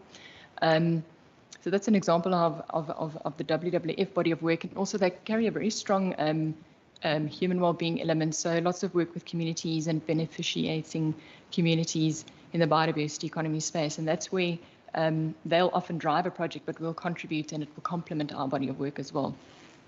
If we think about common threats, for example, invasive alien plant species, there we've got very fortunate to have partnerships with, for example, the Nature Conservancy, which is a global NGO who facilitate what we call water funds. And through our partnership with them, the number of hectares that we've been able to clear has been multiplied. Unfortunately, I don't have the figures with me now, but we've taken 10 hectares and multiplied it to, say, 200,000 hectares in a partnership with the Nature Conservancy, who just bring all the partners together, and we have a common goal in a common area. And then, of course, the species of common interest, for example, leopards, Cape leopards, our African penguin and other threatened bird species. There's a very strong collaboration there with, for example, your NGOs that are species orientated, for example, the Endangered Wildlife Trust or Sandcarbor or the Dyer Island Conservation Trust, and even BirdLife South Africa. So I think to answer the question, we don't just enter any old partnership, because partnerships also bring administration and nurturing and energy to keep that partnership alive. But then also, I guess we date each other for a while, and if we find that there's a good relationship here and there's a common goal and a common interest and an investment financially, or something that can be translated into a financial investment and a conservation investment, we would pursue that. And I shouldn't have mentioned names because for fear of missing one, but I must acknowledge that the disaster response in terms of fire management would not be possible without, for example, the agreements that we have with our fire protection associations. And often a partnership is with another government entity, just to ease business and to do things quickly and get the job done. A rapid response is one of those, the fire protection associations, and then also in response to unlawful occupation, the pursuit of partnerships with our local authorities to facilitate a rapid response, because that's what we need. Thank you. Oh, the next one is also mine. Yes. Okay, so on the work opportunities, so work opportunities specifically relate to the small, medium, macro enterprises, and there are criteria that we do follow. So of course, how do I explain this? Our entity is really around empowering those who did not necessarily have an opportunity. So the small, macro, medium enterprises that we do work with, there are criteria in terms of disability and vulnerability stats. So the vulnerability stats would be your women and your youth. And then, of course, they have to be within a certain threshold in order to qualify for us to appoint them or recognize them as a small, macro, medium enterprise. And we also have criteria around the radius in terms of where we can procure or source that SMME from. The whole idea is to empower and develop the local economy. So if we've got a specific area that needs work done, we will operate or we will seek SMMEs within that specific radius in order to draw the local service providers into the body of work. And then because of the vulnerability stats and that we do apply, the idea is to grow those SMMEs to a point where eventually they can step into the next phase of, I guess, SMME categorization. I'm speaking a little bit vaguely there, Shiraz. I don't know if you just want to build on what I said there, but we are governed by implementing a specific category of SMME, and then through that development process, they then enter the next phase of small business. Thank you. Thanks. I'm going to go to the permit question. Just in terms of, thank you, Honourable Stoffels, for the question in terms of red tape and with Minister's permission. So I think it's for us about the ease of doing business. And I did put up a slide in terms of trying to indicate the types of permits that we issued, and it's quite extensive. And the majority of those permits relate to transport and keeping of wild animals. And I think the industry that is relevant are aware of what the permit requirements are, and it is the majority of permits. But I did also mention earlier is that we are working with quite old legislation. So when the legislation was drafted, it had a specific narrow vision in terms of where we're going. And the work that we have been doing in terms of ease of doing business is to engage in terms of where permit validity can be extended, or where a permit can be translated into an authorization for exemption from certain types of requirements. And that has decreased the number of permits that we've issued.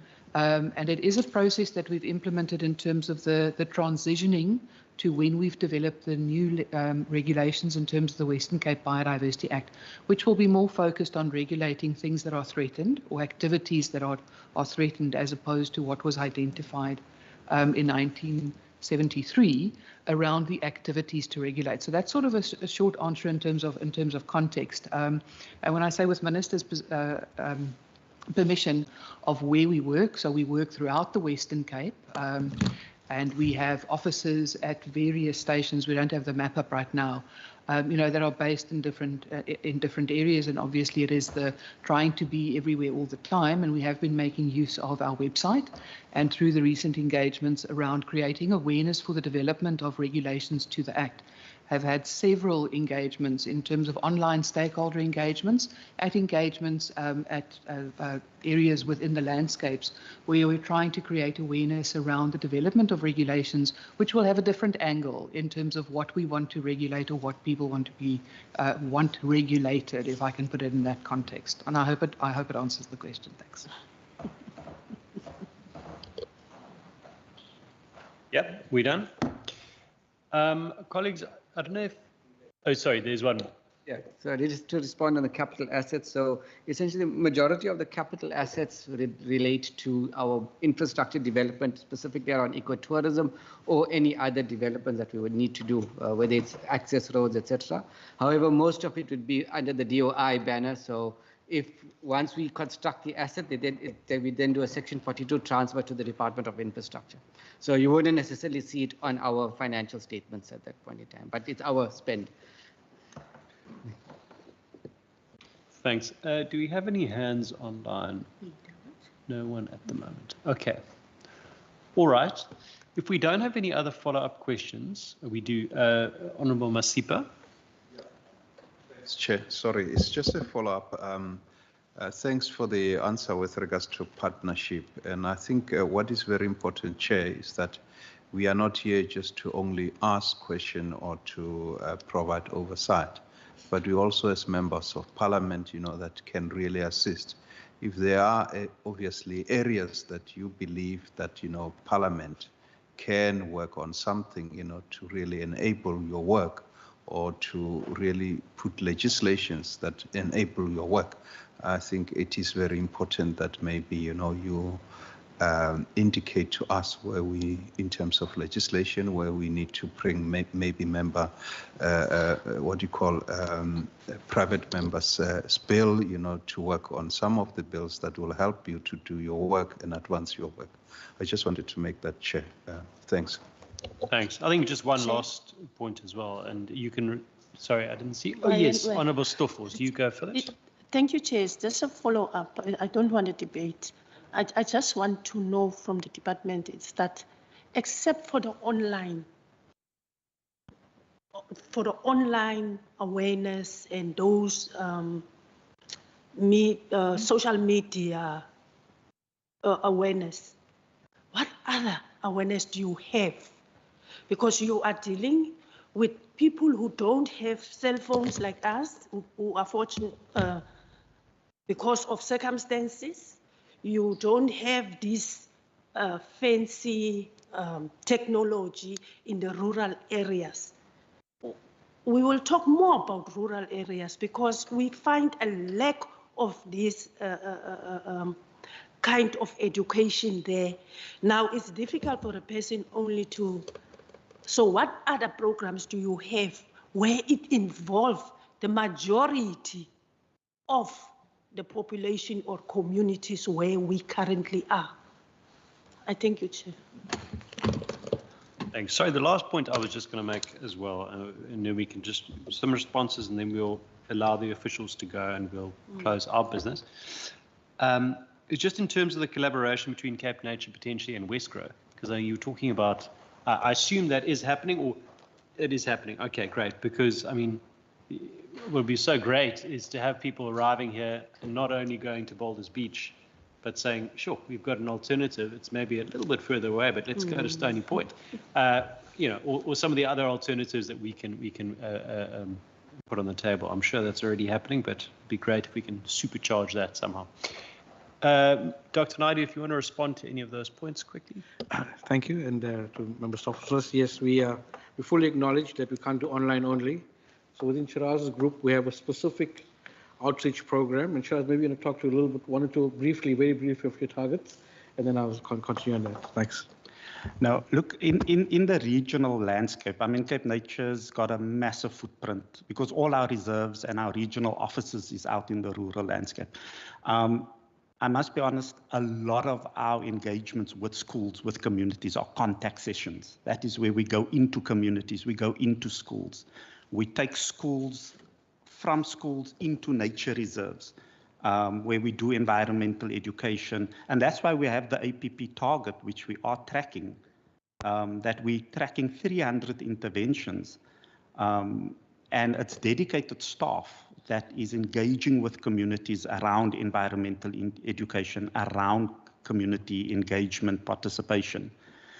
We also have the People and Parks program, where we have people from communities sitting on formal structures at a landscape level, at a provincial level, and these people also represent the Western Cape at a national People and Parks structure. And these are community members that are nominated by communities to represent their community and their constituencies at these various platforms. So it's an area we're very proud of, in that we are able to engage and reach communities. Obviously, there are capacity constraints given the resources and the staff and so on, but we do try and engage. Whoever wants to engage with us, we're available to engage with. And we've always worked from that premise. And then, Chair, maybe just your question on the Westgrow thing. I meet with Westgrow and DDAT bi-monthly, where we talk about opportunities, engagements, and those engagements is so powerful, and it's a lot of things that comes out of it. So they are key partners, and there's a lot of value to be extracted out of those partnerships. Excellent. Thank you, Mr. Gerber and your team, Dr. Naidu, everybody else for presenting today. I think it's been a really nice introduction. There's still a lot for us to learn and to dig into, but we're looking forward to the visit to Stony Point. And our next official meeting of local government will be at the Disaster Management Centre on Tuesday, the 3rd of September. And then on the 17th of September, we'll be in Betty's Bay. So you are welcome to leave, and we will just briefly conclude with the minutes and the resolutions. Minister Burdell. Yeah, Chairperson, just to thank the team for the presentations. It's always, there's a lot of work that they've put into that. From our side, we're looking forward to interact with the committee. You can see the topics are very real, and it's very important topics, because if we don't get it right, then future generations will not have the environment that we owe them. Just to say also, I think what's also important from Cape Nature's side, and my conversations from day one with Shiraz when we started to design off-grid facilities, 5-star facilities, I always said to him, remember, our resorts must be affordable for locals. Yes, you get the international tourists and you use that money to counter, but we need to be open for our people. So it's always very important. I think one aspect that we still can do more is that approval conditions like in Grotto Bay and Jakkalsfontein and a lot of these places, in that approval conditions, they must be open for schools. And I don't think we tap into that enough to force them to open up for the schools, so that the school children, we need to get them into nature and create that love. So that is something that we need to do. Lastly, from my side, I think, and that's the sad part of all the budget cuts, and we've got fantastic programs, but we don't get to it where we can scale it so that you can really feel and see it. And that's a budgetary issue. But I can promise you that we've got very competent people working day and night to see to it that we protect the environment. And lastly, from my side, within this whole framework, the committee must understand that sometimes the answers will be no. We will not be. We need to protect the economy, and we are the custodians of the legislation. We're not populist, and we need to back the officials making those kind of decisions. Thank you, Chair, and thank you to the committee. Thank you, Minister. Appreciate it, and you're welcome to go. Thank you. Okay, colleagues, just in terms of resolutions, so you don't mind me speaking while everyone's leaving, in the interest of time. So just to confirm our next two meetings, which Tuesday the 3rd of September is going to be an on-site at the Western Cape Disaster Management Centre, which is not too far from here. Transport will be organised, and Mr. Gerber will be in communication in due course. And then the other one is the visit to the Stony Point Penguin Sanctuary, which is in Betty's Bay. So it's a little bit further away. We're gonna have to meet here at about 7 in the morning to get through there, and then we'll arrive back here at about 1 in the afternoon. So if there are any reasons why anybody isn't able to attend, or you have any questions, you can raise those with me or Mr. Gerber, but we will be in communication about that in due course. Are there any other resolutions that you would like to put on the table following on from the meeting? Thank you, Dr. Naidu. Honourable Masipa? Mine is the PDAL on it to just get maybe, I don't know if how we're going to really get to it, but we need to know where it is in the process. Okay, just spell that out so that we can get that in the minutes. Preservation and development of agricultural land. Yeah, so it's been, but they are waiting for it, and I think we just need to make sure that we are on one page. Because I was with the committee last year. Yes, because I also thought he's saying it's a section 76 that still has to come to them, but You've said it's gone through you already, and it's gone through NCOP, My which means that thinking it's is gone that through the it's gone provinces. through NCOP. Yeah. The other province Sorry. participated, but it seems as if here it was never really delivered. Okay. Well, should we then say that we need a presentation on it, and the status of it? Is that what you? Yeah. Sharon, maybe a chance. Yeah. The bill was referred to this Parliament, but it was referred to the Standing Committee on Agriculture. Remember, Agriculture and Environmental was together last term.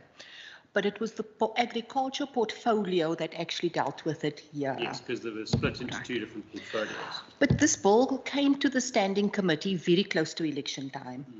So there was correspondence from the Speaker's office to the NCOP chair to say that due to time constraints, we will not be able to do justice to this bill. We would actually not be able to take it out on public participation. So we cannot participate in a process that we think may be unconstitutional because of public participation. And this province did not participate in that bill. But it went ahead, and I know it was passed. It's gone through the NCOP process without the Western Cape's mandate.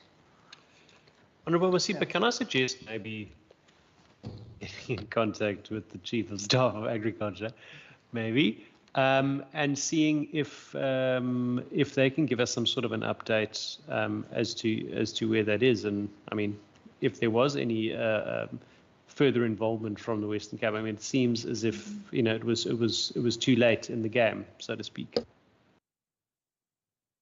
I think the reason why I'm raising it is because I was just a bit afraid that the local government would be taking agriculture to task for the bill, and maybe they wanted to participate, but they have been given an opportunity, obviously, of written submission. It looks like they were waiting to physically participate in the bill.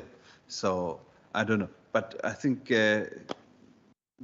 we will probably have to deal with it in agriculture.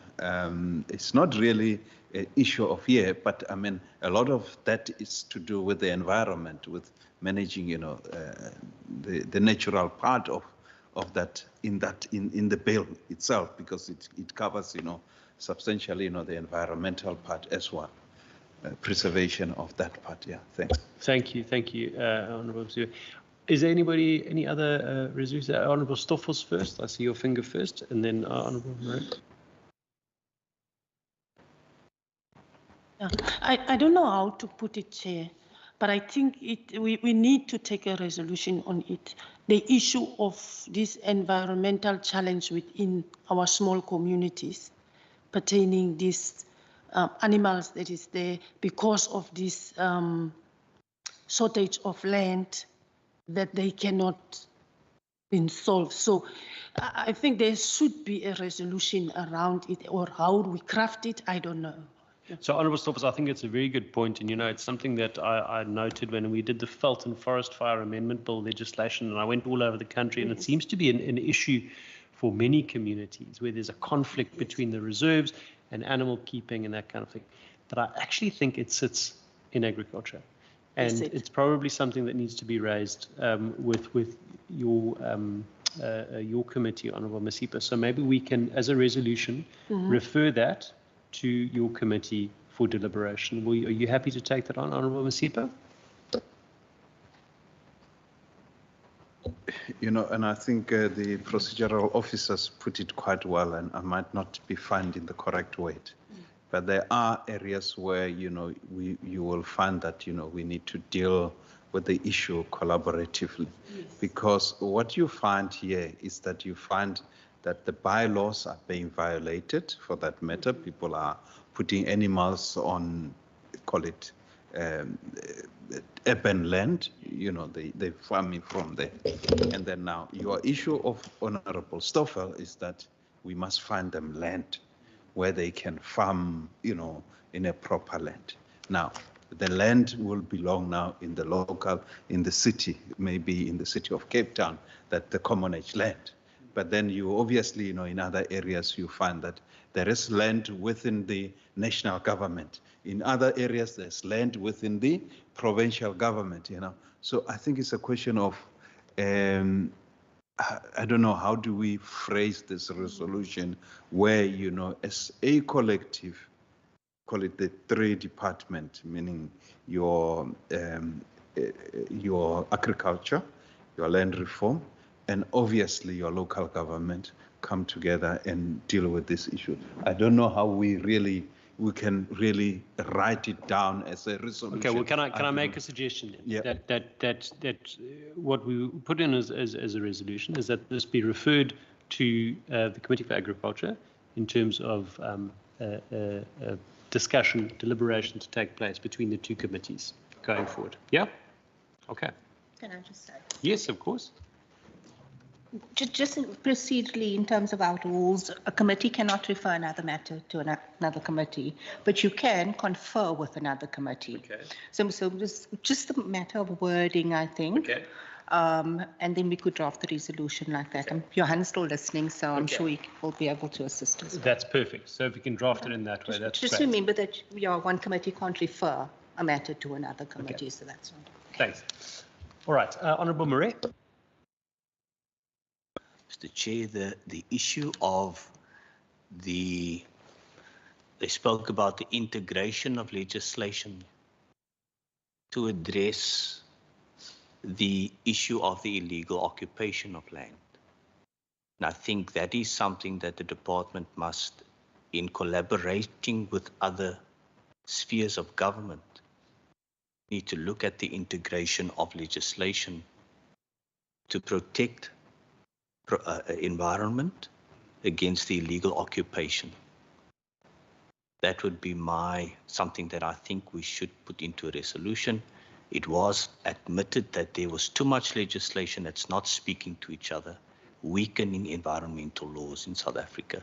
And then lastly, I know there was an admission that the education part of what they're doing took a back seat, but I see it's being made up by Cape Nature, that again focuses more on the education side. So the department has taken a back seat when it comes to the education, where Cape Nature is making up for it.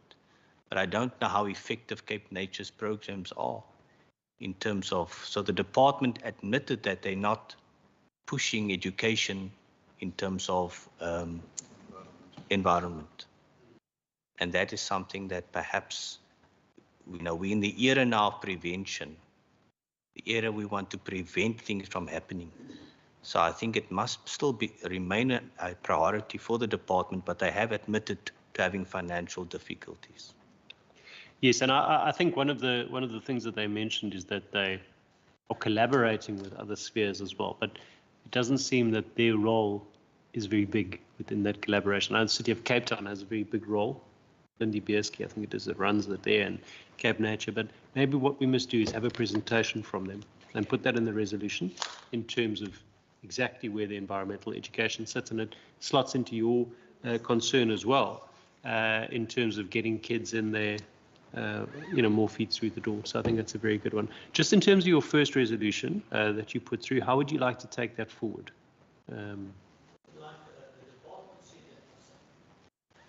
They admitted that they were busy with law reform. So we would like to know, in terms of the law reform that they said they're busy looking at, if that law reform is going to result in stronger legislation that protects the environment from illegal occupation. What do you say? We would like them to come back to the committee on that. Yeah. Yes, Okay. yes, that is correct. We can put that through. Yeah. Okay. I'm not sure if any of the members Yes, I online would like to member faces. Anybody online have a hand? Or Mr. Johnson? There's only the two members left Okay. online. All right. All right then. We have then concluded with resolutions. If we can then the minutes have been circulated of the previous meeting, and I'm taking them as read. Do we have a proposer and a seconder for acceptance of those minutes? Honourable Masipa proposed, Honourable Murray to second. Thank you very much. If there's nothing else, then that is the end of the meeting and we are adjourned. Thank you very much.